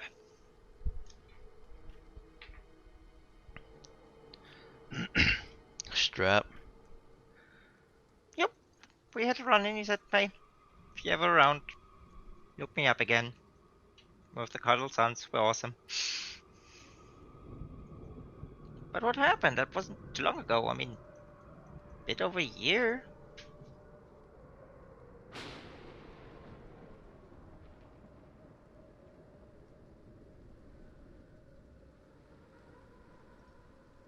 One second.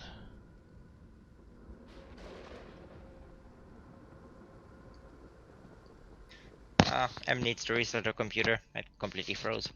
Okay.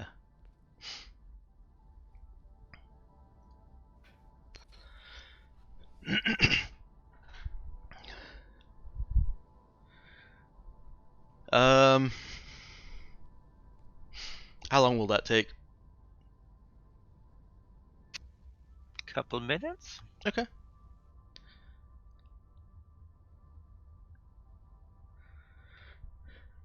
Does anybody want a quick break? I realize that we've definitely gone 2 hours, just a little bit over, without any pause, but it We hasn't been can. in yeah, it hasn't been in everyone involved scenes, so everyone could have taken care of needs themselves. I'm okay either way. All right, nobody's asking for a break, so we'll continue on. Unless they are on a break. In which case, success. There we go. Yeah, welcome back. Thanks. Huzzah! No, I need to go AFK. Okay. Well, I guess that's The response you get back after um, several seconds is, "Are you the Raza?" No, I'm on the Tibula.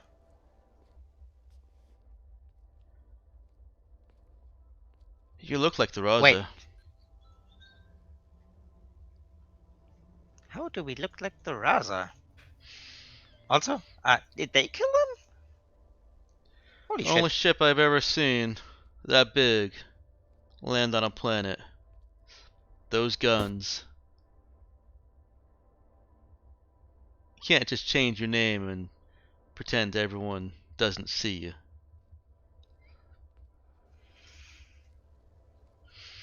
Alright. In this case, she's actually trying to figure out where the transmission is coming from and if that ship is sending in an ID code. It is.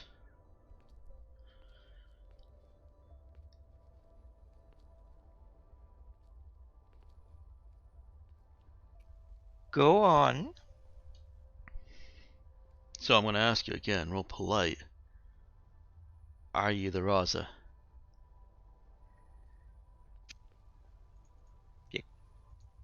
Given their reputation, you can't really expect me to say yes. Then can you expect me to continue this conversation? Yes. With a tacit understanding about motives and things like that, we can certainly talk about that. The person you're speaking to disconnects the call. Colleen is able to identify where the communication was coming from. It is a cruiser class called Far Reach. It's not in the same cloud as you guys, but it's still. Well, actually, I've been letting you guys scan within the same region. So, rules as written aside, that you need to be within combat distance to scan. I was gonna say, if he knows my configuration, I should know his configuration. Oh, you could certainly scan him if you want. Yeah. Okay. You're really gonna make me make up a ship on the spot, huh, Nick? You did it to yourself. Could have kept talking, but no.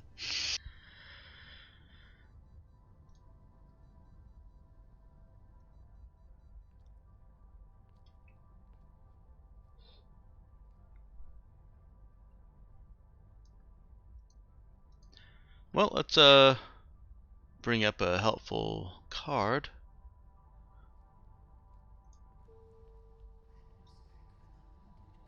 This one is still useful, still relevant.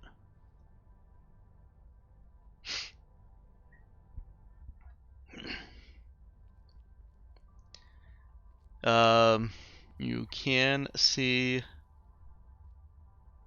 hull type. Without even trying to do any kind of scans, you can see that it is a cruiser with the registered ID code Far Reach.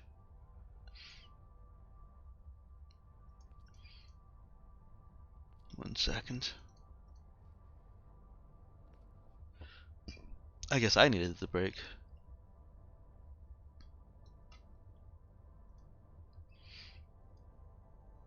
Well, I mean, if you want to take a break till Malta's over. Nah, I'm gonna go with this. It wow. It's a standard fleet cruiser.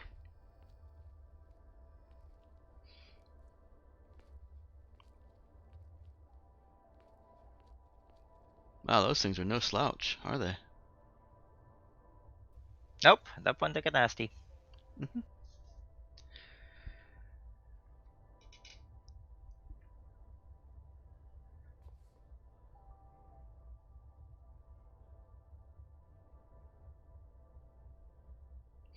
Anyways, it's only obvious weaponry. It would be the multifocal lasers. So don't take the fleet cruiser as its exact stats. Colleen does have to do a deeper scan to find any of the less obvious weapons.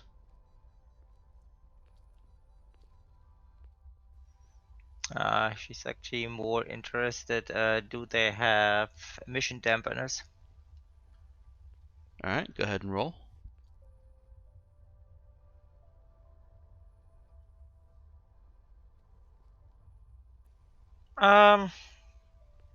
I guess this is. Yeah. Wait, is there even a theoretical chance for me to fail? Yeah, if I roll double once.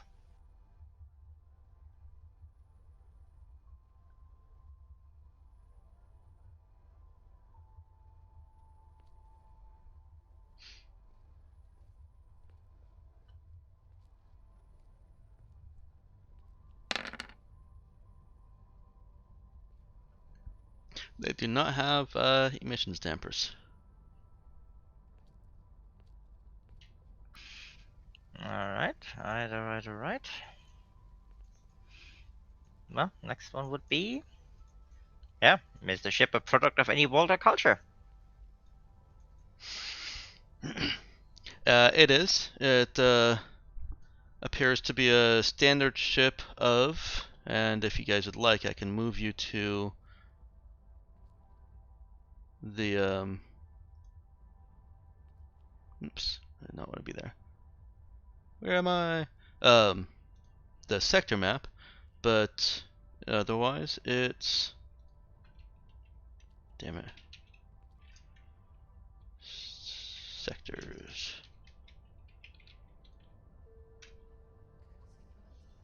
One moment, please.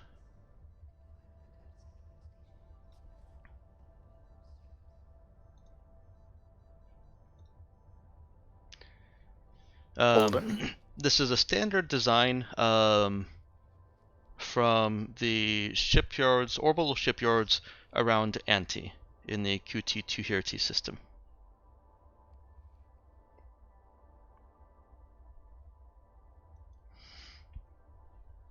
Which can also tell Colleen that it probably does have exactly the stats that you can see in the book. She can look up anti-standard designs,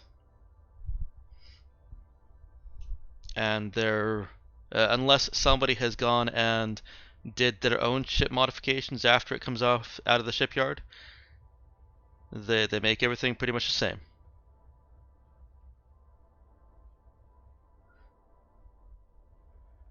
Yeah, I'm just picturing Colleen Oh, now on the boy. website saying, oh, that looks nice. Oh, I want one of them. Which I'll get one. Yeah, they do have a Build your own ship. yes. Build it by the numbers? Well, no, actually, I shouldn't say yes. They have the build your own ship. They have a shopping cart where you can, request a consultation for the construction of a ship. There's no customization. They produce the ships as they have designed them, and their designs happen to be what's listed in the book. There are other shipyards that have their own designs, but for the sake of my own convenience, the largest and most prolific shipyard is the one that produces the same stats that are in the book.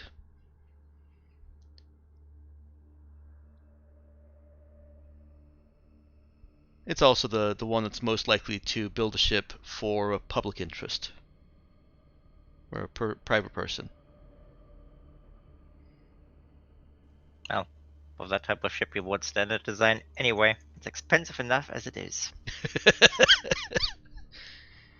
Yeah, those are pretty expensive ships.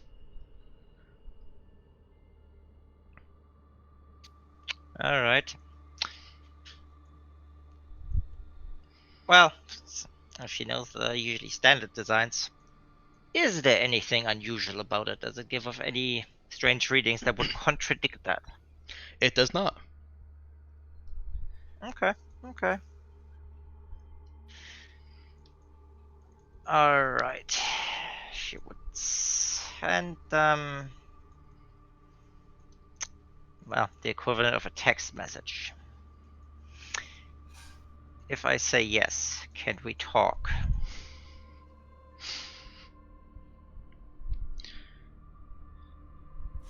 and she receives back a yes, along with coordinates on the planet.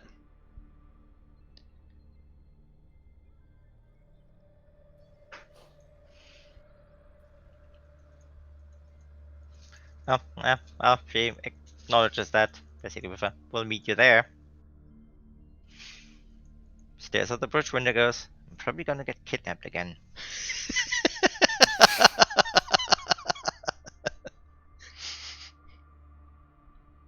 That was an amazing moment of clarity right there. No, she managed to the people in the med bay during that conversation that she's getting really good at getting kidnapped. It's a new life skill. Yeah, Terrible 'cause life she skill, seems but to it's a be- new one. She 'cause does seems to be receive people that are helpful. she does receive a response back. Simply says that wasn't a yes. She sends back, yes. She doesn't receive anything else after that.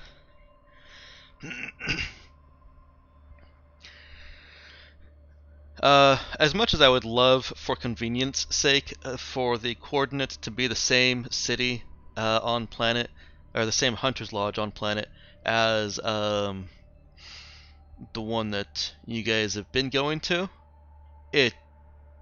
there just isn't reason for it, and in fact, there is reason for it not to be, because you've been going to the main one, the largest with the most people.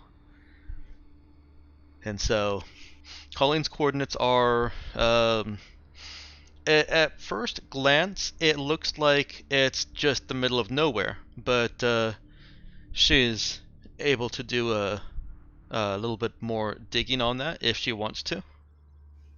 She would. I You figured she would. would. It's kind of a On- rhetorical question.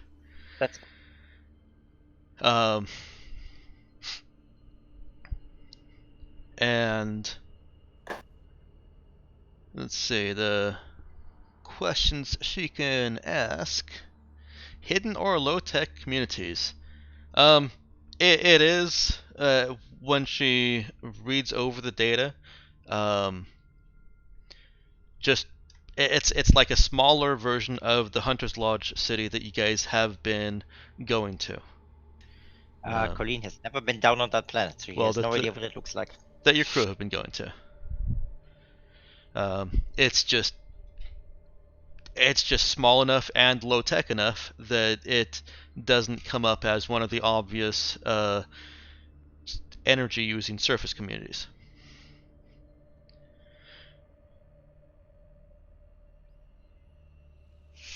All right. Well, in that case, she will make preparations to go down there, and she will put a time-delayed message in the computer that basically it's set for 5 hours, and it'll inform the rest of the crew that first of that cruiser ID, etc., and they know we are the rather, thanks to our, and this is in brackets, stupid configuration. Then there's an addendum, also in brackets, stupidly unique configuration.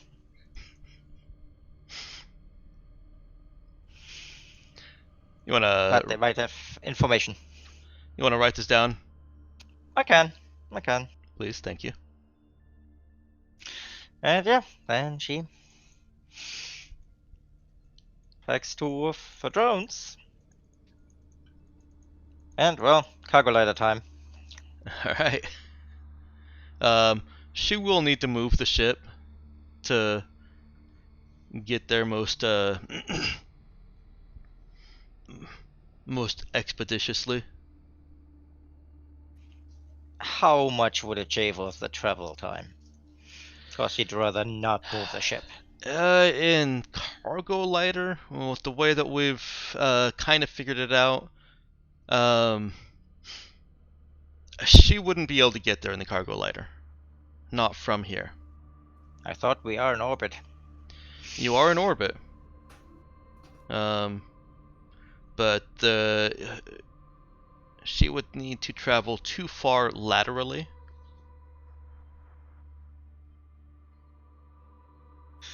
Alright, I guess in that case the ship gets moved. Okay. Don't. Well, she programmed to the flights back, she can't get there. Okay. Yeah, she would do that.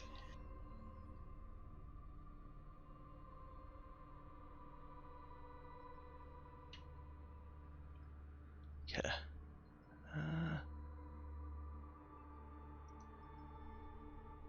For some reason, I thought I had decided that all the cities on this planet are named Hunter's Lodge, but they're not. As That fun would as get that might be extremely for... confusing.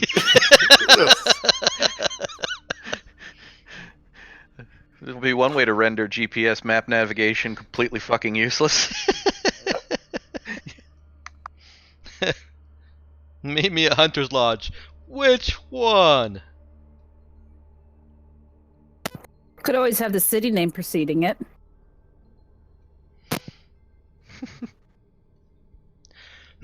Or it could be like Tokyo. We're going to Tokyo. Which part? It's like 100 miles across.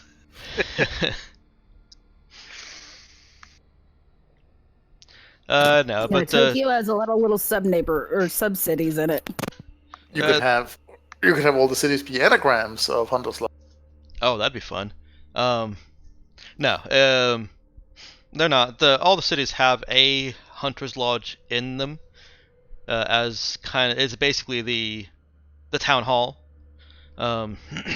Please don't destroy it with a giant dragon. But there is also a city that's called Hunter's Lodge that has Hunter's Lodge in it.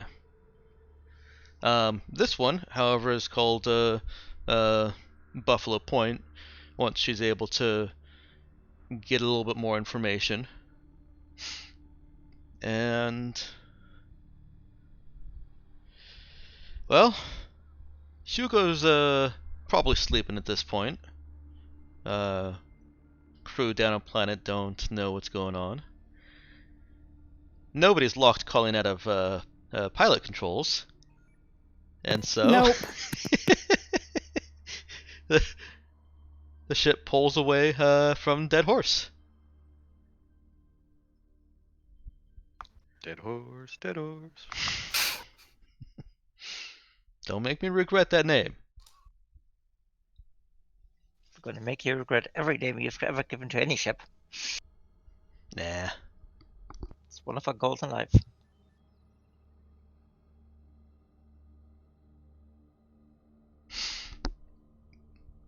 I'm just gonna take give Nick a second to finish up his typing. And I think everyone else is done with their scenes for the day, so we'll just continue straight on with kidnapping. I mean, with Colleen.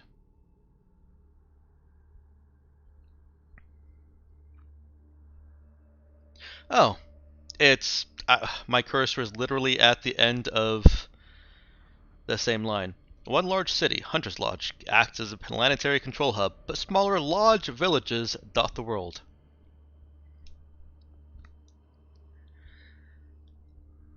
Smaller large or smaller lodge? Lodge. So I did give them Oh, all a lodge. thematic naming convention. It's just that they're not all called Hunter's Lodge.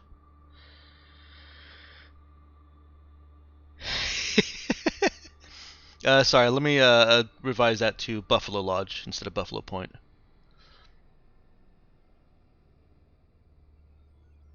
Pork, goat, and chicken.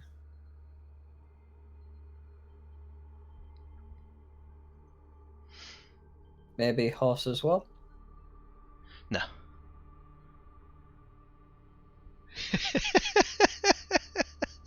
Alright. And that's set on a time delay to send to all the crew, even planet side, or is it just to ship crew? No, also planet side. Okay.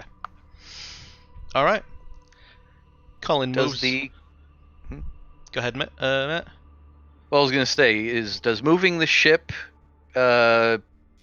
become noticeable just with dude hanging out in his room, and if not, does launching the cargo lighter become noticeable through the ship? The first question will be a question posed to Colleen. Is she trying to mask the movements of the ship? Oh yeah. Okay. Let's go ahead and make a pilot check for that. She can use int for that.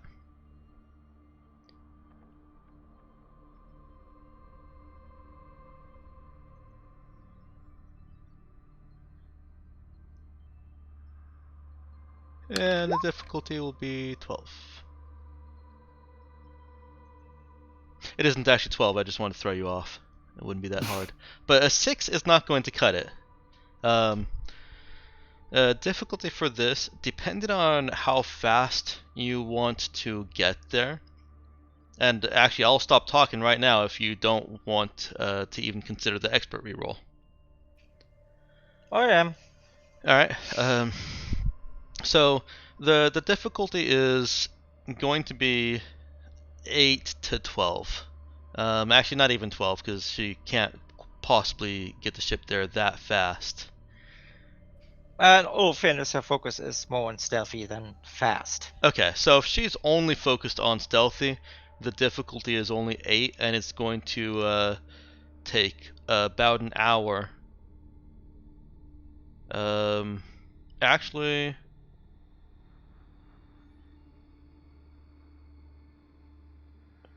it's funny as I should just treat it as an in-region transition. Didn't even think about that. There are already rules for this.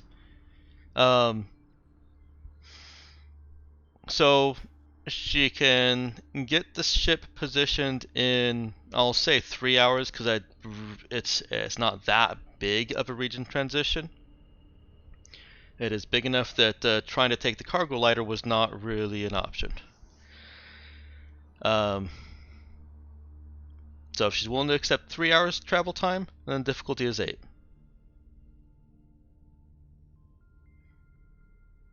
She could probably do it in 2 hours or 1 hour at higher difficulties. Let's aim for 2 hours. Okay. Be a little bit ambitious. Alright, and that's going to be a difficulty 10.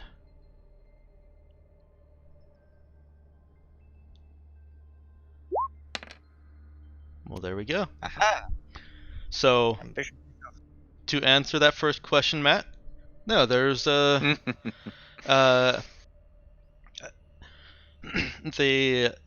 gravity generation and thrusters are coordinated so that there's no clear and obvious, hey, we're moving. She has made it very smooth. The second question, yeah, it's not a ship-wide alert, but it. Let's see. Man, I wish I had watched even more episodes of various. Oh, hey, Dust. Oh, that's not Dust. Never mind. Sorry. I don't know why that's there. I wish I had watched even more various episodes of space shows. So, a ship is launching or a shuttle is launching from a ship. Obviously, somebody at the bridge would be notified of that. That's clear and obvious to me. Yeah. But if there's nobody at the bridge, I don't necessarily think it's something that would automatically get relayed to various data pads and such. No, I mean I would think that it would have to have been like an emergency blow or something for it to start setting off alerts in the ship. Mhm. If it's not causing any issues, Yeah, barring automatic alerts set up This is just a regular cargo lighter launch with no issues, nothing that would cause an alarm or alert. So the bridge would be notified that there's something launching from the vessel, but that's it. Yeah, dude's not on the bridge, and the only alerts that I can think he would even have set up on his data pad would be he'd want his terminal set up that if something kicks in the system as I broke, dude would get a notification. But if nothing's broken, ship doesn't give a damn. He doesn't want 84 emails over the course of 2 days about temperature. Nope. Is it there's a working? problem. Yes. Don't fucking bother me. In all fairness, there is a problem if he has that set up. His inbox will be bombarded daily. Just like Hugo is getting the error codes all the damn time because the ship is freaking broken. Oh well, no. He would set that up and then have created, put a little filter of these just go to another little folder. Ignore this notification. I know these are broken. Unsubscribe all. I have to imagine in the space flight telepathy genetic modification future that you can set up some relatively smart email filters. Yes. Yes, you can. Because it's my universe and I hate notifications. Mm-hmm. So yeah, I hate the Windows event viewer. Uh-huh. Oh, jeez. Colleen's exit is registered as a launch event. It is in the logs, but it doesn't otherwise notify anybody else. And probably the ship moving is noted in the logs too, yeah. Oh yeah, definitely. Excuse me. Yeah, all of that's even probably included in the black box. Be a pretty stupid black box if it wasn't. Yes, it would. Friggin' useless. Colleen launches the cargo lighter, heads on down. She already knows this, but I'm going to say it anyways. If there is any kind of conflict, she's not going to be able to get out of there quickly. That's not what a cargo lighter is for. And as she's descending in the cargo lighter, she can see that she's quickly approaching a large, vast plains with what looks like a sea of tall, golden, rippling grass. As she's getting closer, she also sees where this little city, this village, takes its name from. There are herds of buffalo just roaming about. And Colleen is getting a later sunset than Cap because that's the direction that she had to travel. So she's just seeing the sunset's red golden rays dancing over the extensive golden plains. She definitely takes some pictures. Okay. Need new wallpapers. The village that she's descending just outside of, it does not have the gates that I've described previously. But there is a small smattering of other shuttles and one or two other cargo lighters, perhaps, that have landed here, as well as about 4 or 5 buildings.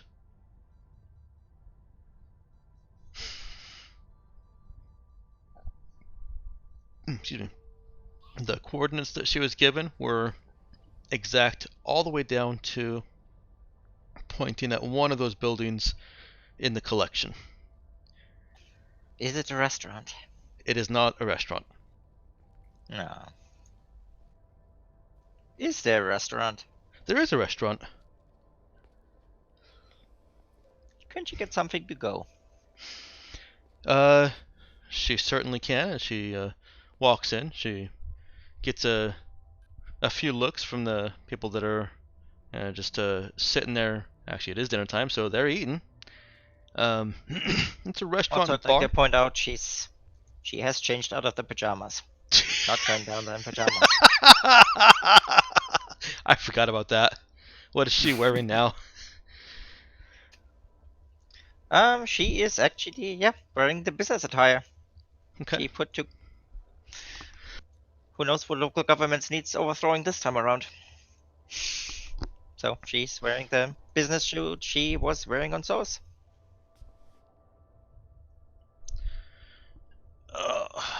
Professional mining attire, basically. What was that?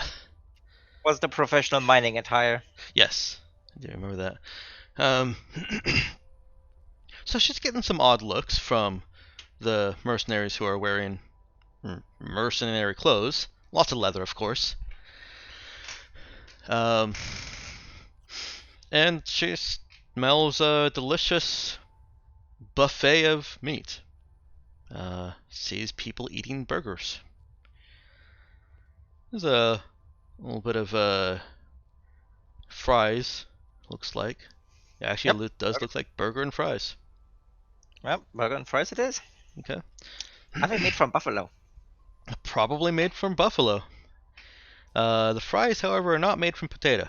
They are made from whatever it is that grain is out there. They're not just using some sort of tube root or something like that? Nope, doesn't Like seem sweet like potato. it. It's kind of Huh, like huh. having it's kind of like using sourdough and making fries out of sourdough. Excellent. Well, that works. It Well- it does. Burger and fries.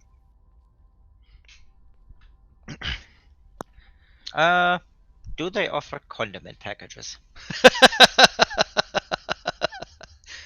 They do not offer condiment packages. Do In they offer fact, condiments?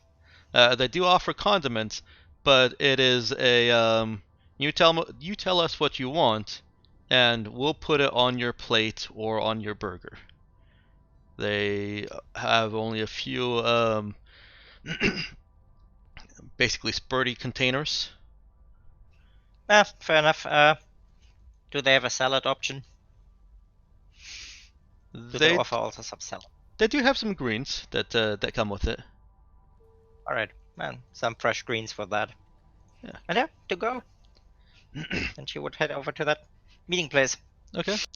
Actually, Munching when on she food. says that it's to go, she is asked if she's going over to the Hunter's Lodge, which is the that building where that the- she was pointed to. Yes. Yes. He says that he can have it delivered to her if she wants. No, he's on the way. Okay. Don't think it'll last much too fast. Well, much further than the door. Well, the door is maybe 15 feet away. Well, that's when it starts. Basically, it will make it to the door. Okay. All right. Here's food out. Mhm. Munches food, walking over to the Hunter's Lodge. Okay. She goes on into the Hunter's Lodge. It's the same layout as I described in Hunter's Lodge, the city. Just a little bit smaller, but she does have to go upstairs to get to what appears to be a lounge area. There are stairs going back downstairs into the building, but excuse me. But that And appears she to be does closed quick- off. Okay. And she, just from a technology standpoint, she wants to do a quick mental check to make sure the drone is getting her input, or if anything is interfering. There is no QECM here. Savages, they'll learn. Okay. Excellent.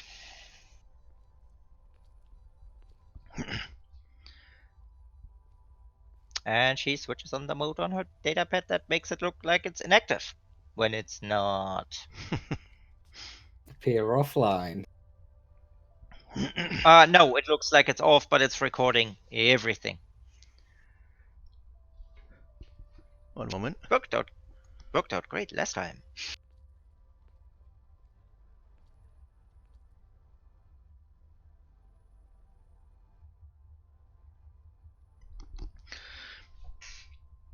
There are only a couple people, a few people in this Hunter's Lodge lounge. Three of them are. Excuse me. Three of them are grouped together at on a couch around a coffee table. There's another one across the room that's just scrolling through his datapad, and a fifth is occupying a nearby couch and appears to be sleeping. No accommodations, my ass. The three that are gathered around a coffee table, they have remnants of the same restaurant that Colleen is coming from, and are very clearly interested in her arrival.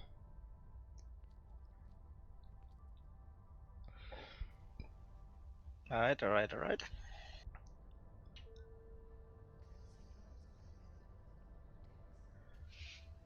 Do any of them look like they were expecting someone? They are very clearly interested in her arrival. Yes. They're basically, from the moment that she steps through the door, they chatter among themselves while looking at her, and continue to stare after they've chattered and nodded. What did they say? She couldn't hear that. The drone can. How far away is the drone? The drone is in her backpack. Oh. For those kinds of, for that kind of sensory input, that kind of thing, it needs to be active and aimed. To put it into an analogy, it would be like a video camera. It's pointed at something, so it's not going to see just anything that happened. Now- Not seeing audio. I understand. That's my analogy, though. Now, Okay. with that information, if you want to say that the drone was active and flying either inside the lodge with her or outside, it could probably pick up audio even if it's outside, as long as it's not too far away. She would have to very quickly No. aim it, though. Nope. She wants it in her backpack? Oh yeah. Okay. Then yeah, the drone is it's the whatever technology and equipment it has to pick up those tiny little sounds from far away. It needs to be directed at that audio, and so she can't Okay. pick this up. Now, if it were normal hearing volume, then yeah, it can just hear that and record that just fine.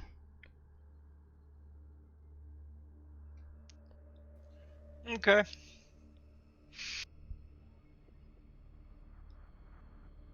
Do the rest of them look like they've been expecting anybody? Because honestly, you would nearly expect any mercenary be always interested in any new arrival. The other two, the one that's sleeping doesn't even notice her. Well, the one except- right. The one on his datapad glances over, kind of inspects her, and then goes back to his datapad. Okay. The normal, hey, there's a new person. What kind of a threat are they? Are they pretty? Are they of interest to me? No. Okay, datapad. Sheila should take offense that they're not pretty.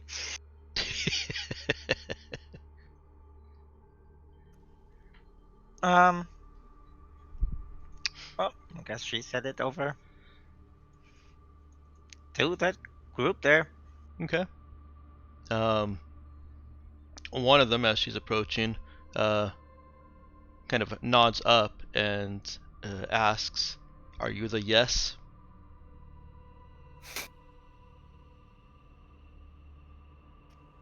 Damn it, part of me just wants to say maybe, just to fuck with them.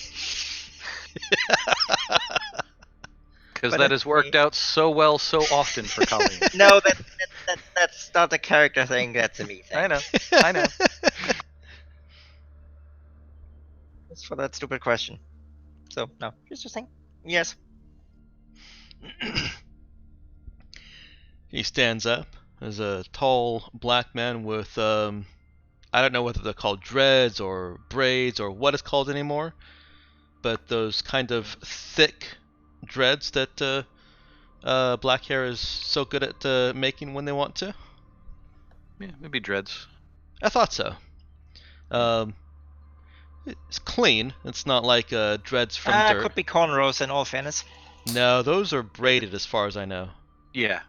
Braids and dreads would be two very different things. So yeah. Well, that's what I'm checking. Sounds like dreads. Yeah, these are dreads. They're the kind that you just put between your palms and basically rotate, rub together. Yeah, they dreads. Okay. Is clearly a mercenary, which is probably a Captain Obvious statement, but does have does have a sidearm slung from his belt, and is clearly wearing some kind of I guess it's not clear because it's undersuit, armored undersuit, but looks like he's wearing some kind of armor. Reaches a long arm across the coffee table and extends it for a shake. Extends it to her. Hi. I'm Tristan Murphy.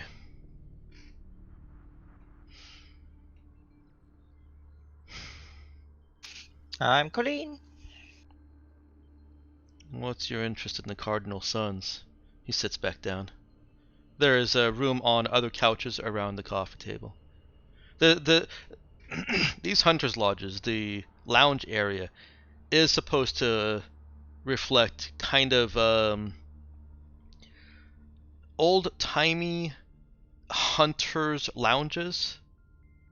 I've got this image in my head of just those fat old men sitting around with their bookcases, except in this case it's trophy cases, and talking about their hunting exploits.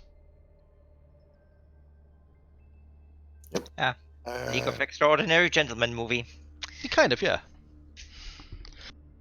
God, that movie was bad. Well, mainly I just had some questions for them. Figured they might help me out.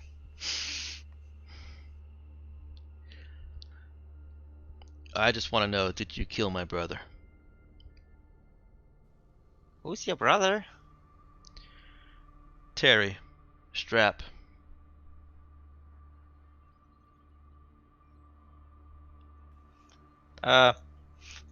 Well, weird family associations aside, and the poor girl is even profiling. Does that jive with what the body looked like? Yeah. Okay.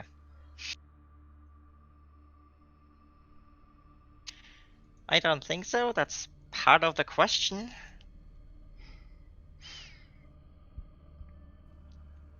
Alright. Then if not the yes, I can. who did? I can.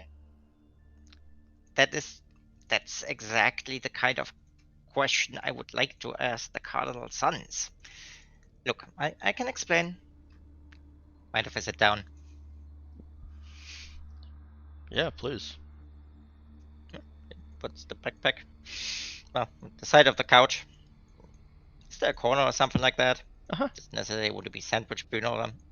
Oh yeah, no, she doesn't have something- to. The couches are extending around the coffee table, so she Oh, doesn't okay. even have to be on the same couch as them. No, that's fine. Just not basically she wasn't gonna sit between, let's say, two giant dudes. Right. Let me actually clarify. She can't be on the same couch as them unless she wants to sit between two dudes. But Okay, there I are mean, other couches. something adjacent, basically. Yeah.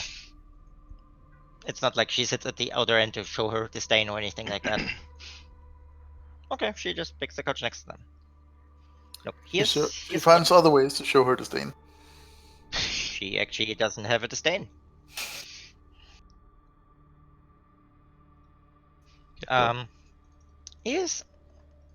Here's what we know, or at least what we know.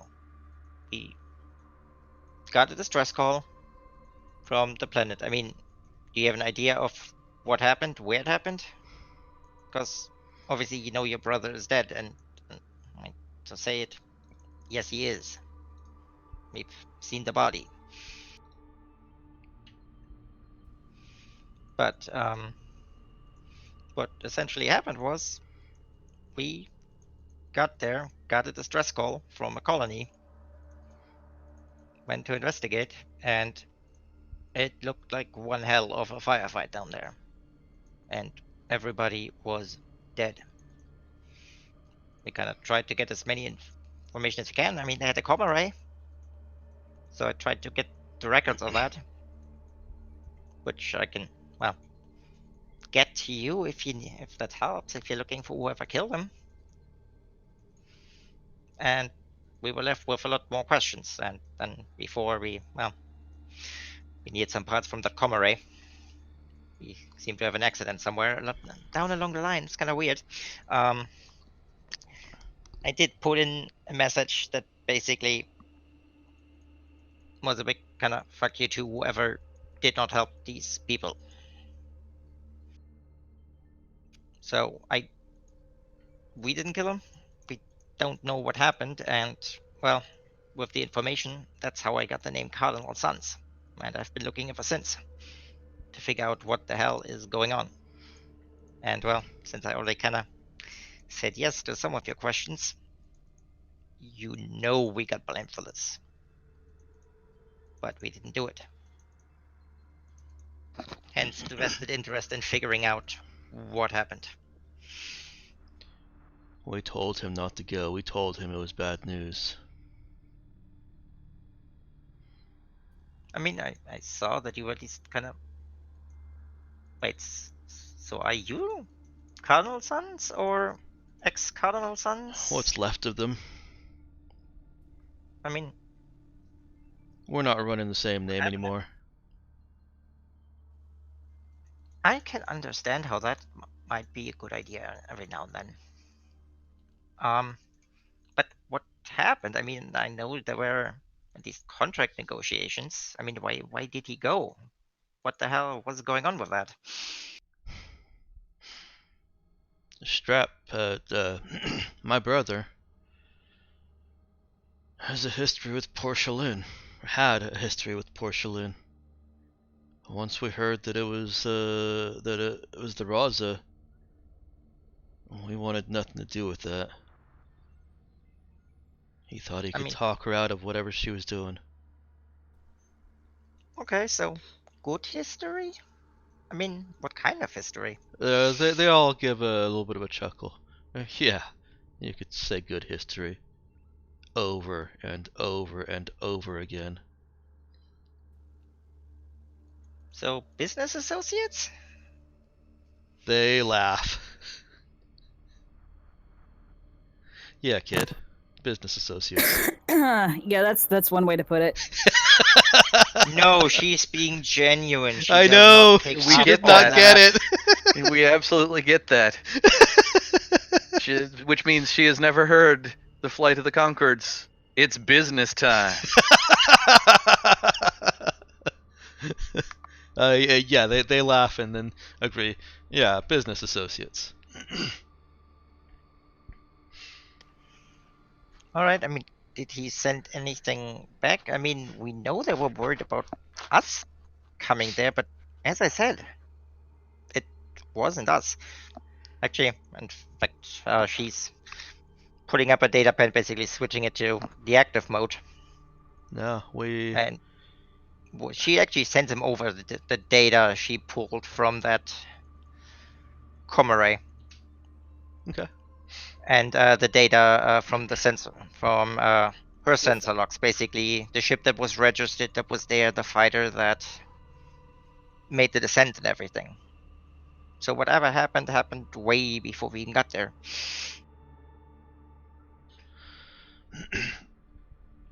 He looks at the stamps. Merchant vessel. Yeah. I mean, if they delivered him, I mean, did he fly there in his fighter, or did he dock somewhere and had basically that thing carry him there? Oh no, here's his ship right there, the combat fighter strap. Well, I wondered how he made the transit through metaspace, if he flew the fighter, or if maybe he docked with a larger ship to save himself some fuel. No, he had a spike drive fit on that thing. Strap practically like to live in his little one-seater. Two-seater with your captain.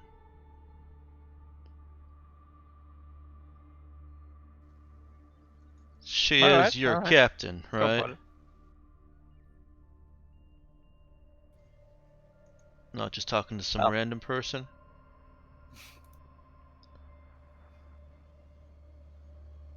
Well, no. I mean, Yeah. yes, no. You're not talking to some random person. Okay. And yes, you could say she is my captain. He's in command. Why isn't she here? Why aren't we talking to her? Because I'm usually the girl with the questions. Some of us are curiouser than others. I mean, you heard my inquiries. I said I'm Yeah. obviously I'm not on a bit of vengeance or trying to hunt people down. I just had questions about what happened, and I'd like to know. The rest of them are probably going, oh well, another thing on the rap sheet.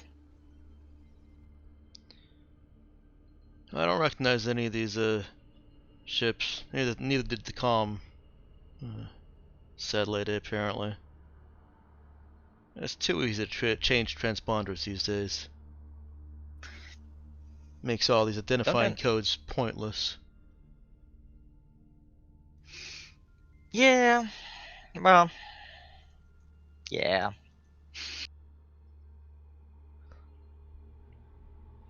Well, sorry about your brother. Damn, I was really hoping you guys would have some answers. Now, here's a question. Do you have any news about the place? Did anyone else or any corporation move in by now? Because usually, find out who profited from this, and you might have a good idea of who did it. It was locked At least down there's some for. pictures I saw. It was locked down for the Galactic Mandate to review for some time. I don't think anybody's moved in. I assure you, it won't be Wow. long before Union moves in. And it doesn't even matter if they were behind anything. Yeah. No, here's the question. The stuff that happened to you that made you change designation and everything.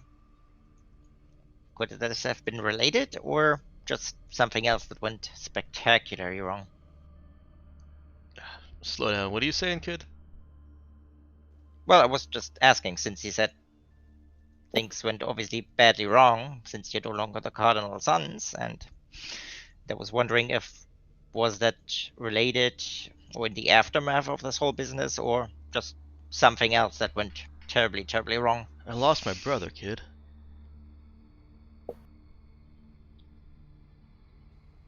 He All right. looks at her with a serious, deadpan face, like, what don't you understand about this? Yeah, uh, that put a stain on things. Alright, well, as I said, I literally have no information about you guys. I don't know if you were, let's say, I mean, with your ship, you might have been 150 crew strong, and the mission went badly wrong, and that's what happened. I said, I'm really sorry about your brother. And see how that makes No, things very, very difficult. I'm just a pilot now, flying under someone else. Wait, you used to run the outfit? Oh, me and Strap, yeah. It was our mercenary company. Your Don't get two father's name things wasn't mixed up. Cardinal. That ship up there, we didn't have that as the Sons. Yeah, that would have been my other question. I was sorry, I was giving. Wait, what? But you weren't using that other ship either that showed on the sensor logs. No. Because that's what I thought. That your whole company, basically, you guys jumped into the system. He went down there. Negotiations fell through, and I really thought, hey, wait a minute. That ship took off. If you want to find out who killed your brother, find the goddamn bastard who made it off that planet with his ship. We already found the ship. And got junked. Alright. Do Parts you of know it by are who? scattered all over a scrap pile on March. Hold on a second. On March? Mm-hmm. Um, you know, there might be people who might have a better idea of what happened to your brother.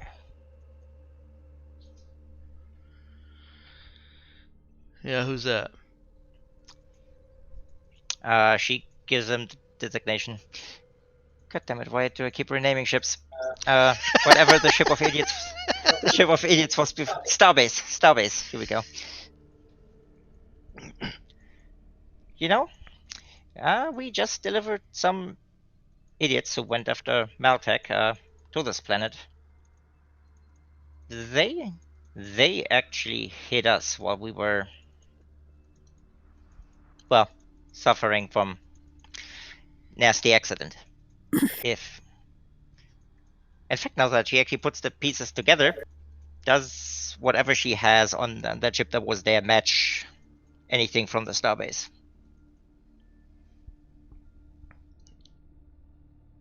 The ship that the stat sensor logs picked up and everything. Well, there was a frigate ship that was detected. Okay. Are you talking about? Yeah. You're talking about Instead, right? Yes. Excuse me. Yeah, the little bit of satellite data that she had did register a frigate ship. Okay. Yes. Okay. So she's giving him that information to basically tell him, hey, we actually found these idiots. They were in the system. The people on there, they're not very talkative. In fact, they tried to shoot at us when we tried to bring them in. But they pilfered our ship. They might actually have a better idea of what happened before that other cruiser jumped in.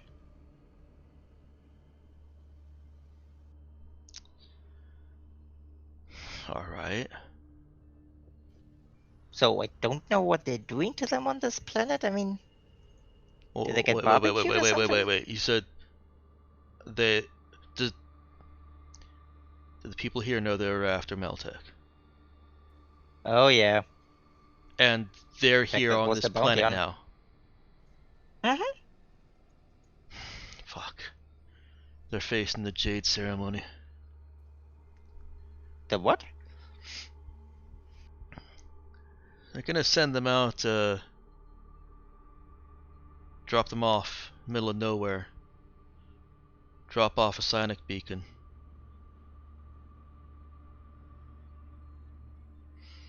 It summons the Jade Curse. The what curse? The Jade Curse. I mean, I got jade. Okay. What is the jade curse? He points at all the. Hang on. He points at the various trophy heads around, and at this one, Colleen can see something looks like an owlbear head. There is a could be an alligator or a crocodile, or it could be a drake, as well as some other regular, more mundane, and a man or a human figure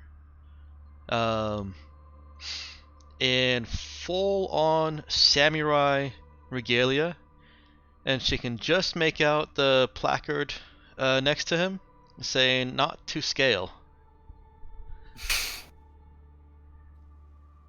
Wait, what do they mean by not to scale? Hey there, Bogdan Lazy. They are And shorter? I agree. As he's pointing all these out, he says, "These are all the Jade Curse." That samurai you're looking at there, not to scale? I wasn't there for the fight, but the plaque says that one was something about 12 meters tall. And this is a jade curse, or I mean, This is the Jade Curse. What? all right. So they drop a beacon, then these guys, not to scale, arrive, Something will come up from the ground. and then I imagine there's no tea party.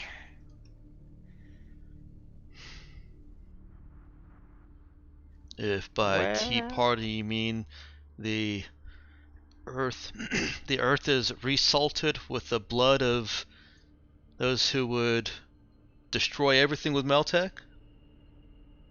It's about the gist of it I get from the natives who went spacer. Great. Well, that's not good. I mean, not for them.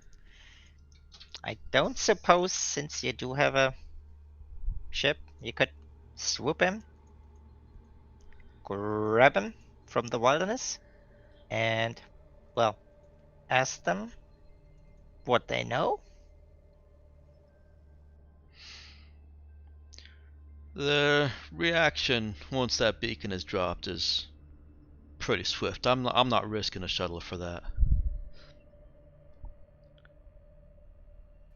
And I don't suppose they have any very, very fast land vehicles? Horses. Vehicles. Listen, kid, I get where you're getting at, but this isn't something Okay, you interfere okay. in. Okay, well. Yeah. Yeah. Well, If you're Sorry. thinking Trying to of help. interfering with this, you better be ready to jump from atmosphere, jump from system as quick as you can. I mean, theoretically, what would happen? I mean, the people down here would be pissed, I can see that. There's enough natives gone space that folks in the mercenary cloud don't take kindly to any disruption. Oh. It's the strangest thing. This planet's kinda protected by the worst lot in the universe. Wait, what's the worst law in the universe? Mercenaries. Oh, I thought Murphy's Law. No, the worst lot in the universe. Oh, lot. Alright, alright. They're like our little kid culture. We want to watch them grow up, I guess.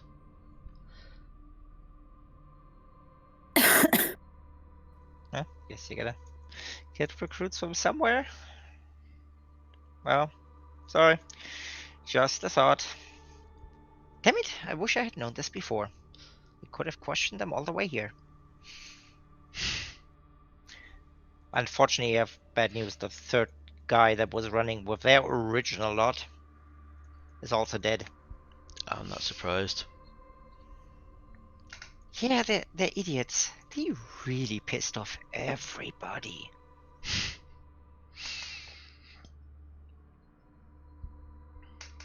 So where are we at then? We know that my brother was killed. He didn't just disappear. He was No. this No. footage here. He was killed. Yep, and one hell of a firefight. Someone obviously took a ship. Don't suppose you have any information on any more than, hey, you found it a scrap on March? Where on March? How's Charon? Okay, okay. Well, funny enough, the third guy, that's where. I mean, did we know if he died in House Charon, but we know he died on March? Correct? You just know that he died in March. Okay. Actually, Yeah. I think he might have a little bit more than that. Hang on. Well, all I got is his exact date of death. But it didn't seem relevant at the time, so we never clarified if we knew where on March he died.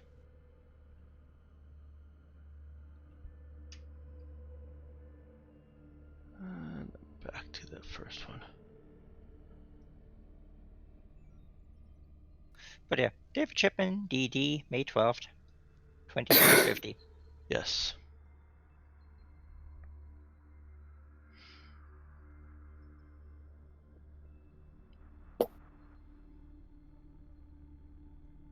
Okay. Yeah, no, the information that she had didn't specify where. Okay.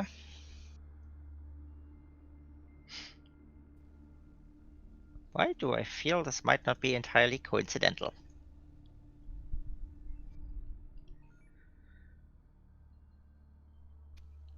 I mean, any ideas? I mean, you've been looking into this far more invested than I am. I just to go over some questions.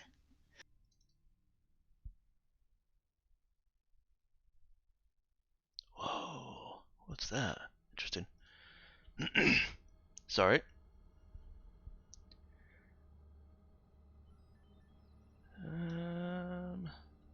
Yeah, I haven't gotten that far yet.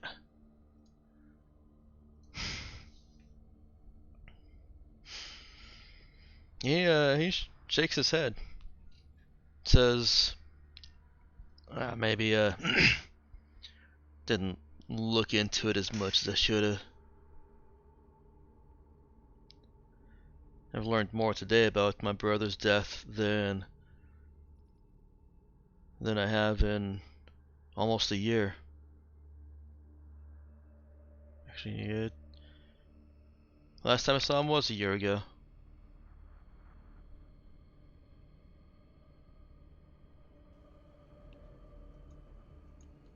Well, don't know if it's any consolation, but in this entire, well, frickin' sector, he was the only one obviously willing to defend them. Yeah, that was Strap.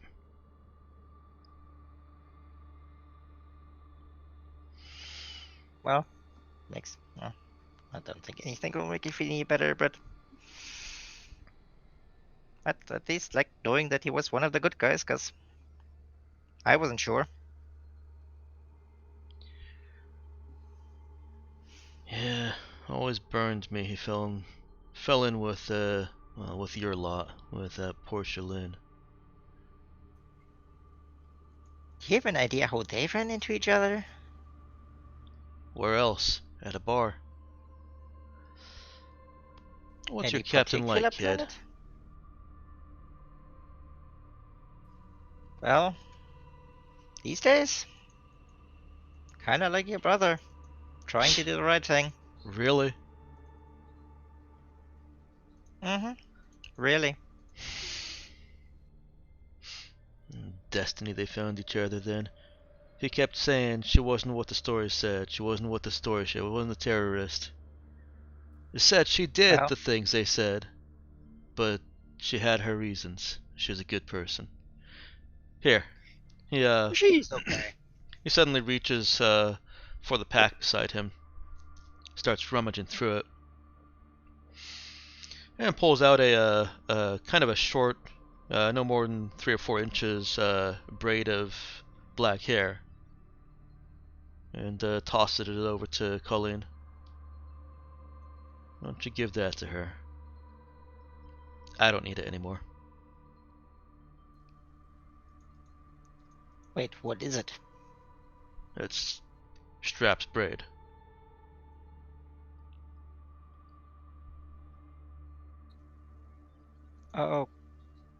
Okay. From before he died. It's not dead hair. Well, I figured. I mean, does it have a significance? I mean, obviously it has a significance. What does it mean? I just figured that, well, hell, she might throw it away, or she might, I don't know. I just don't need it anymore. Okay. Well, sorry. Don't have better news. Well, she's not as bad as they say. I mean, they say we killed everyone instead, and well, he was sitting, and we didn't. I think that's all I needed to hear.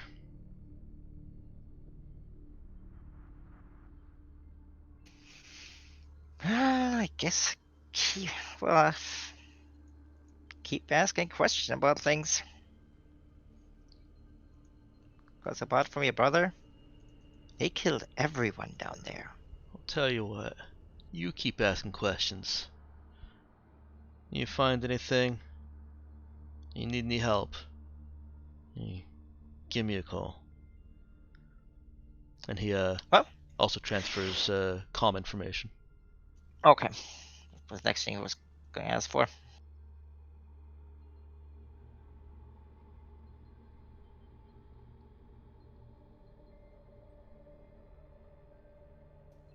Well, thank you for talking. Yeah. Yeah.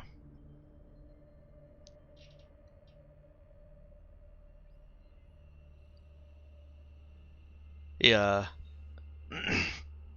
sits back and raises his mug.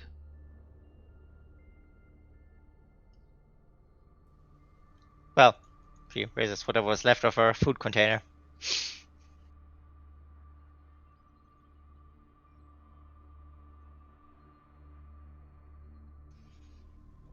Well,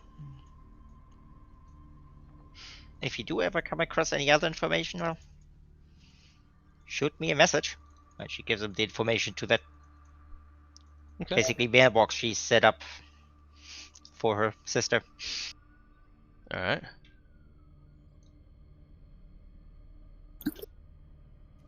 And then she nods and says, "Well, sorry, gotta kind of take off. I may have moved our ship without telling anybody. Like to put it back before they notice." You risk mutiny just to come down here and talk to us? Some questions need asking. Sorry I couldn't give you anything more than. It's okay. This went better than it normally goes. At least he didn't kidnap me. One of them, the one to his left says, we still can if you want. He gets an elbow for his I mean, inappropriate joke. it's a appreciate it, but it usually ends badly for the people who do. Wait, no, actually, I became best friends with the last, kind of with the last person who did. So they did threaten to kill me. It's complicated. No. No, thank you. Alright, kid. Well. I'll see you around, I guess. Space is vast.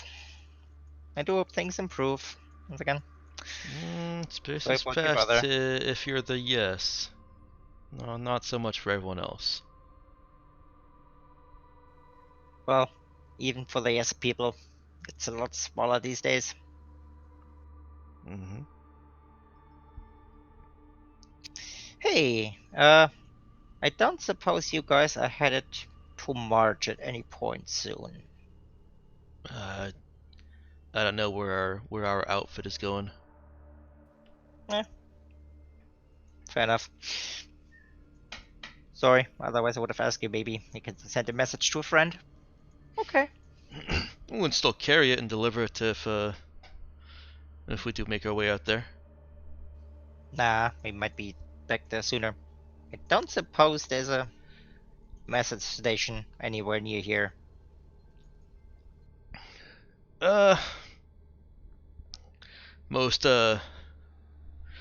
people who want to get something out of Holau without taking it themselves just set up a proxy broadcaster, act as if, rig it up as if it was a regular starport broadcasting email, and most of the black boxes here will pick it up and deliver it as if it came from the starport. Okay.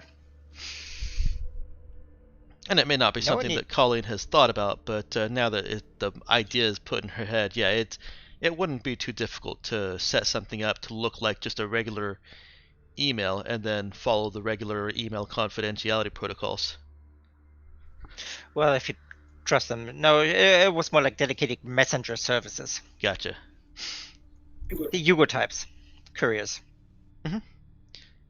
Actually, she's gonna ask him if he knows about any decent courier who's available in orbit. Oh, you mean that fast? Oh yeah. There's Oh yeah. a few who'll make a jump for a few credits.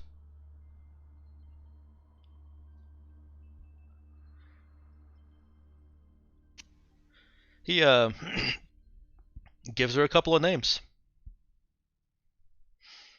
Which one would you recommend? Well, if he's around, a guy named Hugo Argos is pretty fast. Yeah, I know. The problem is he's flying my ship. No shit, really? Mm-hmm. Oh. Tell him Tristan said hi. Ran into him, over on Astos. Gave me a good shiner, he did.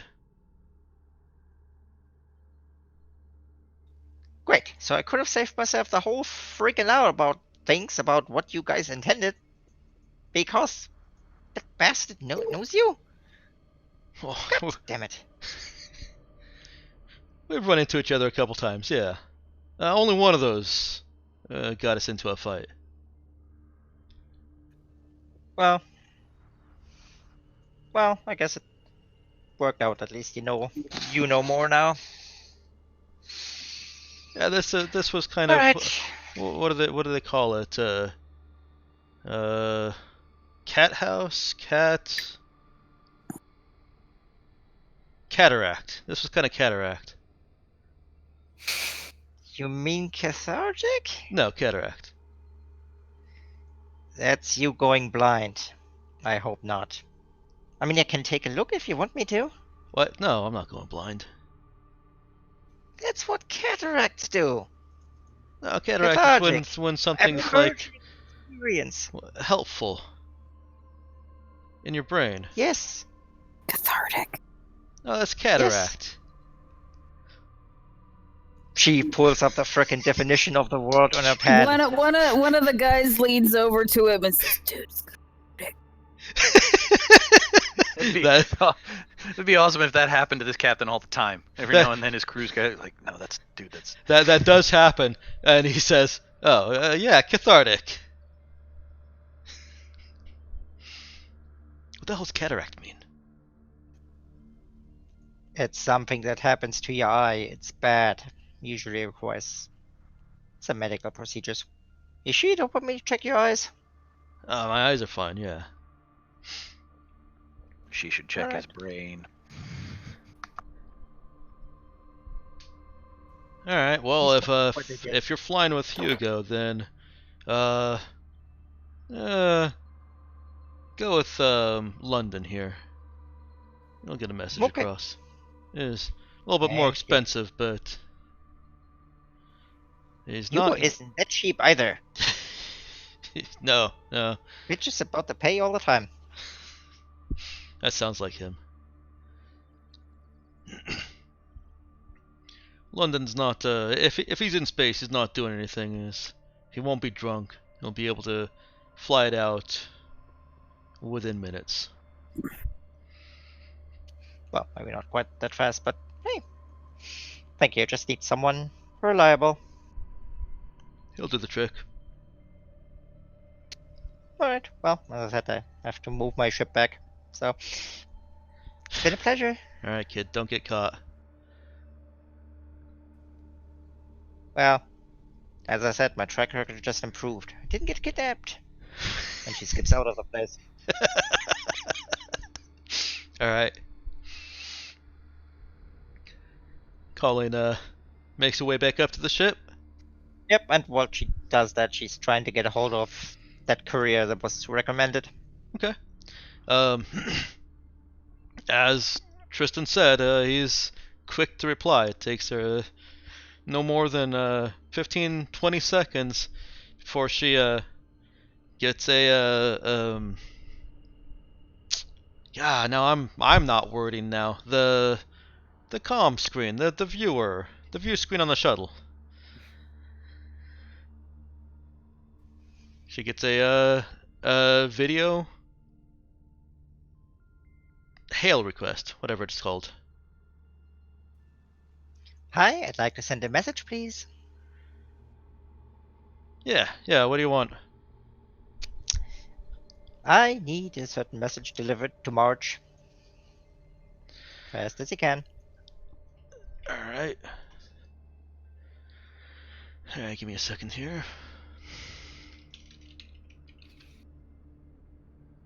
Nope. Oh.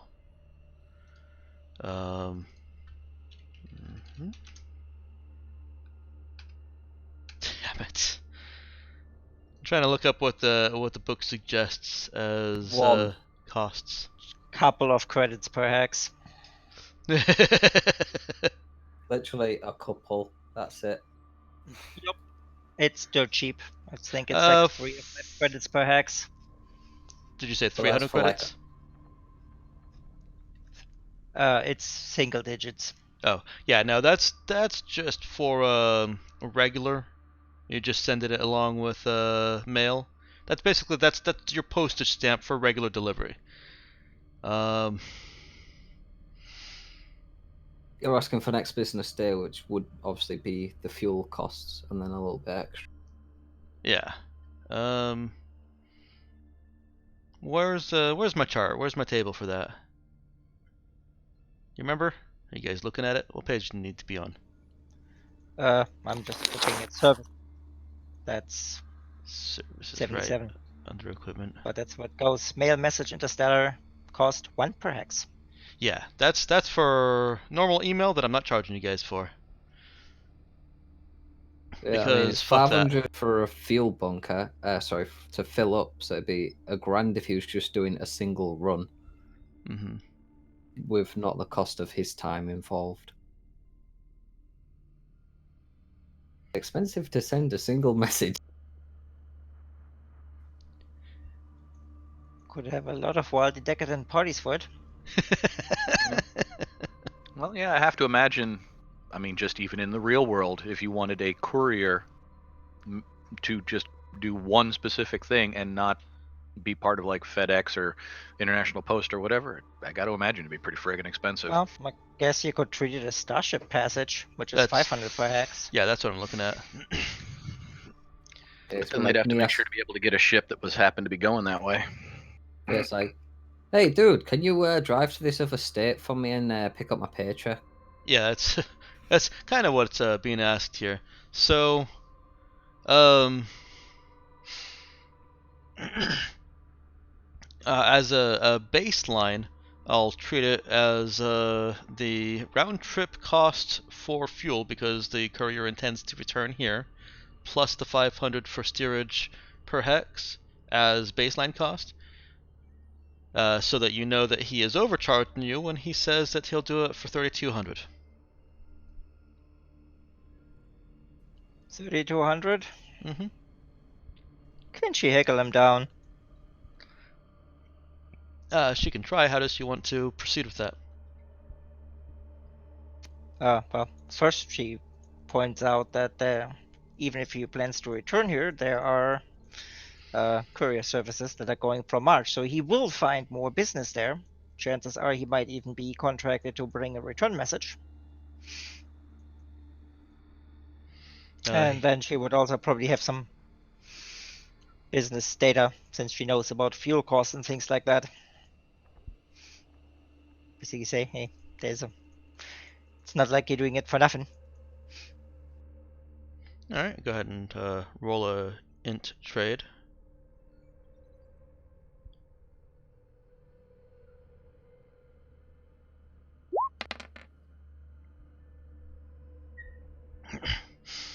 Well, he argues that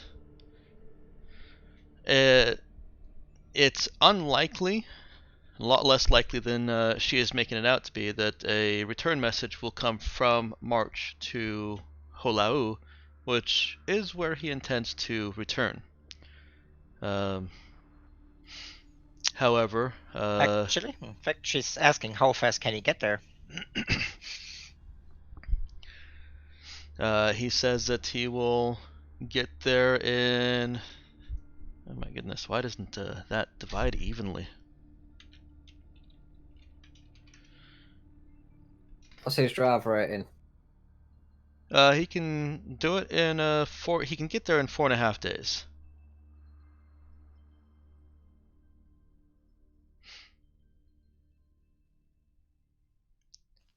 How much would Hugo charge? How much would Hugo charge for that? How many hexes is it? It's 3 hexes. And how fast can Hugo do it? Well, Oh. Colleen would know. It's a theoretical thing in her brain, but fine. He is willing to go down on price, but he's still making that counter argument. Yeah, well, she takes the price reduction. Okay. It's a fair argument, and it's more like cost saving than, hey, we want to have down to the complete bottom line. Right. He's fair but cheaper. He's willing to go down to 3,000. Done. Okay.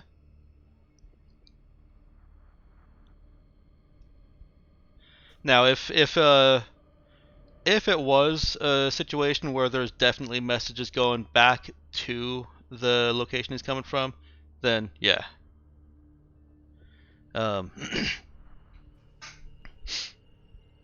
And Hugo would get a premium for being able to get there so much faster. In the same ship, Hugo would be able to do it in half that time.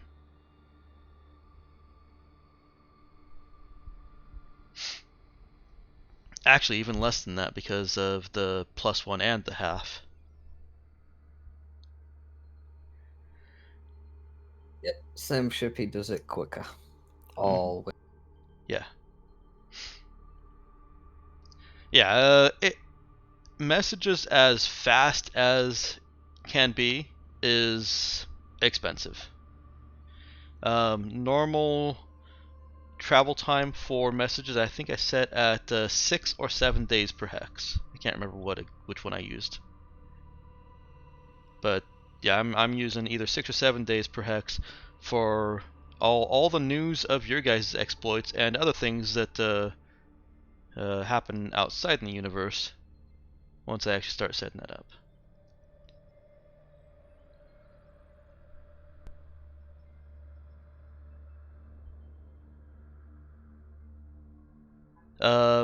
Well, if Colleen pays the man, he takes the message. Go ahead and... I am. I'm typing it. Okay, thank you.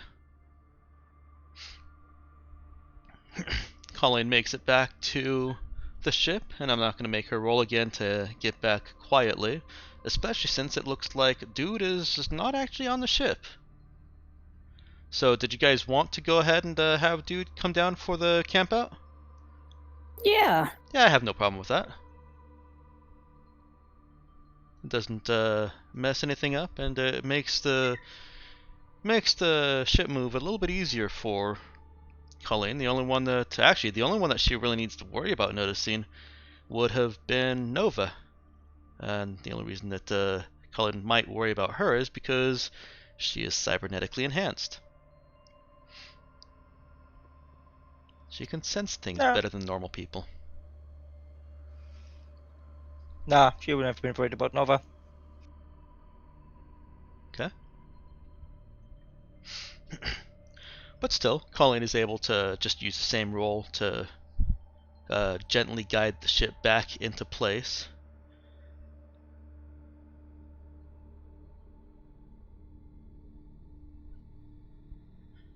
And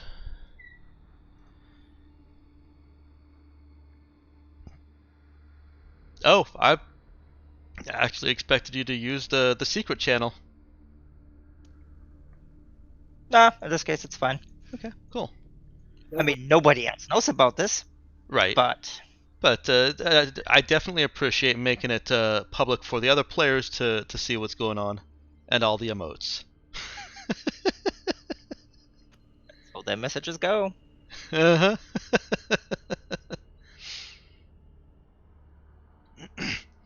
Colleen actually ends up getting back before her message was scheduled to go out.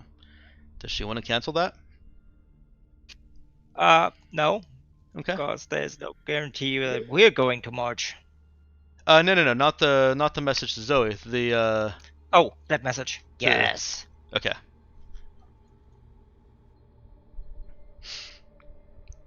Alright, do me a favor, don't delete that from the text, but if you want to strike through, it is using the squiggly line above the tilde. 2 of them on each side of the paragraph. You do realize I'm using a German keyboard, right? Hang on. I can help you with this.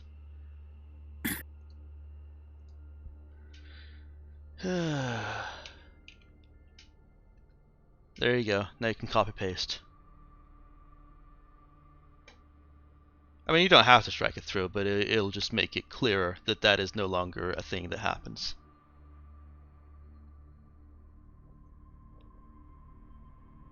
Oh, just right click delete message. I don't want it deleted though. So I think that was the point of not having it deleted. Yeah, There. Easier and better to read. there we go. And then I will delete my own little message there, because it doesn't need to be there. Yeah, I like having the history of it there. Yes, and these things are easier to read when they're not struck. Yeah, I don't care about readability when it's struck through like that. I do. If somebody really has that much difficulty, they can copy paste, put it in a notepad or Word, and then unstrike. And that takes us right up to 12 o'clock. Do you guys want to finish out the session with kind of a little bit of what Dude is doing, and does he want to work with Castan for the entertainment?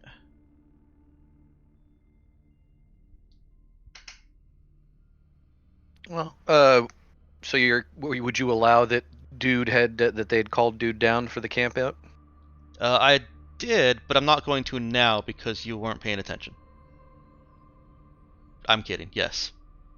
He already I was gonna say, did Mike, that. don't be a dick. Yes. Dude has. The DNDM? Yeah, dude made it down before Colleen started moving the ship, so everything works out fine. Mhm. Yeah, that's what prompted Clean. She was like, "Yes, I'm free." Like, let's go. Oh yeah. Yeah, that could also be part of retroactive justification there if Colleen wants. I mean, he failed the detection check. The he wouldn't have detected it anyway. Mhm. But yeah. Yeah. But yeah, no. I mean, you can't have a camp out without a dude with a southern accent and a guitar. I assure you, yes, you can. Fuck's sake. I've camped for weeks without that. Not properly. Oh yes, probably. But no, because you didn't have a dude with a southern accent and a guitar around your campfire. You know, I Yeah, think that's Matt's true. right here because even in the historically accurate show Westworld, they occasionally had a dude with a southern accent and a guitar. Not always, Mhm. but the best camp So you're outs. telling me nobody outside the US has ever gone camping? No. Duh. Basically, like nobody. Like if you ask them, the people in Texas will tell you that nobody outside of Texas barbecues. And I mean, you know, maybe it doesn't have to be. I mean, I guess other people in other countries could. They've just got a dude with a guitar and like a German southern accent. That would be a Bavarian accent. Yeah, I was gonna say that would be the Bavarian accent. Nobody understands those. All right, so Matt, go ahead and technically, not an accent. go No ahead language. go ahead and give us a little bit of closing narrative on how dude is contributing to the camping. And amusingly enough, a southern Danish accent would be a German accent. You Matt, go damn ahead. Europeans and all your close countries. Well, dude would definitely have, happily gone down. He would bring his standard acoustic guitar. He wouldn't bring his weird metal monstrosity that he's still occasionally tinkering with. Because, laser guitar strings don't really go well with the camping aesthetic. I mean, not that it wouldn't be cool, but it'd be wrong. He snags a. We haven't sold the firewater yet, have we? No. Okay. No. He snags 2 bottles of firewater from the hold, puts them in one bag. In his own little personal bag, he snags his personal bottle and puts that in with his own stuff, and then makes it down. Happily, looking forward to the laying out underneath the stars. For when they set up the camp, and if they are we cooking camp dinner, or are we getting food and then just camping out? It kind of depended on what you guys wanted. You could have gotten some actual campfire supplies. Like a little camp stove and No, actual campfire, not camp stove. So your options are limited to campfire with, basically the stick cooking something over it, or self-heating sealed meals. Wait, they could have bought a campfire? They could have bought the ingredients for one. Stones and sticks. Campfire construction kit. Yes, a do I need campfire to roll? kit. Yeah, do I need to roll fix to construct the campfire? No, you would need survive, which is why you've got these options. You just need to follow the manual that comes with the campfire construction kit. To properly cook anything that is cooked over the campfire, somebody will have to know how to camp, and that is the survive skill, or have it be inherent in your background, which nobody here has that. Oh So they all come back with food poisoning?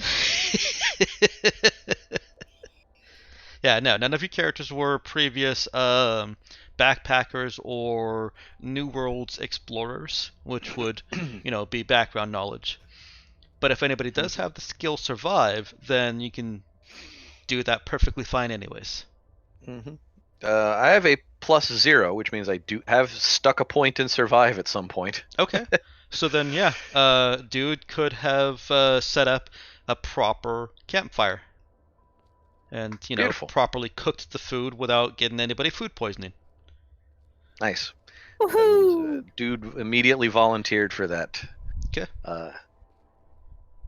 He as he's cooking everything and getting everybody all set up. Cap probably hears him mutter something about that. It's just too bad he hasn't got the right kind of hat for this. Clark took his with him. Because I mean, we're close, guitar, campfire, southern accent, but no Stetson. But he grills up a nice little meal with whatever we got locally available, and then pulls out a couple of glasses and pops out one of the bottles of the fire water. Hands the glasses around to anybody who wants some. Makes the rounds. And then puts the bottle down between the rest of the crew, goes and sits down next to Cap, and as he pulls out his guitar, he leans over to his own bag, pulls out 2 shot glasses and his bottle of hooch, hands one glass to Cap, so, pours one out. There you go, Cap. Toast to the night. She takes it, clinks it against his. To not getting shot at for the day. Makes it a good day. Mm-hmm. Well, let's see if we can make it better. And he sits down, tunes up,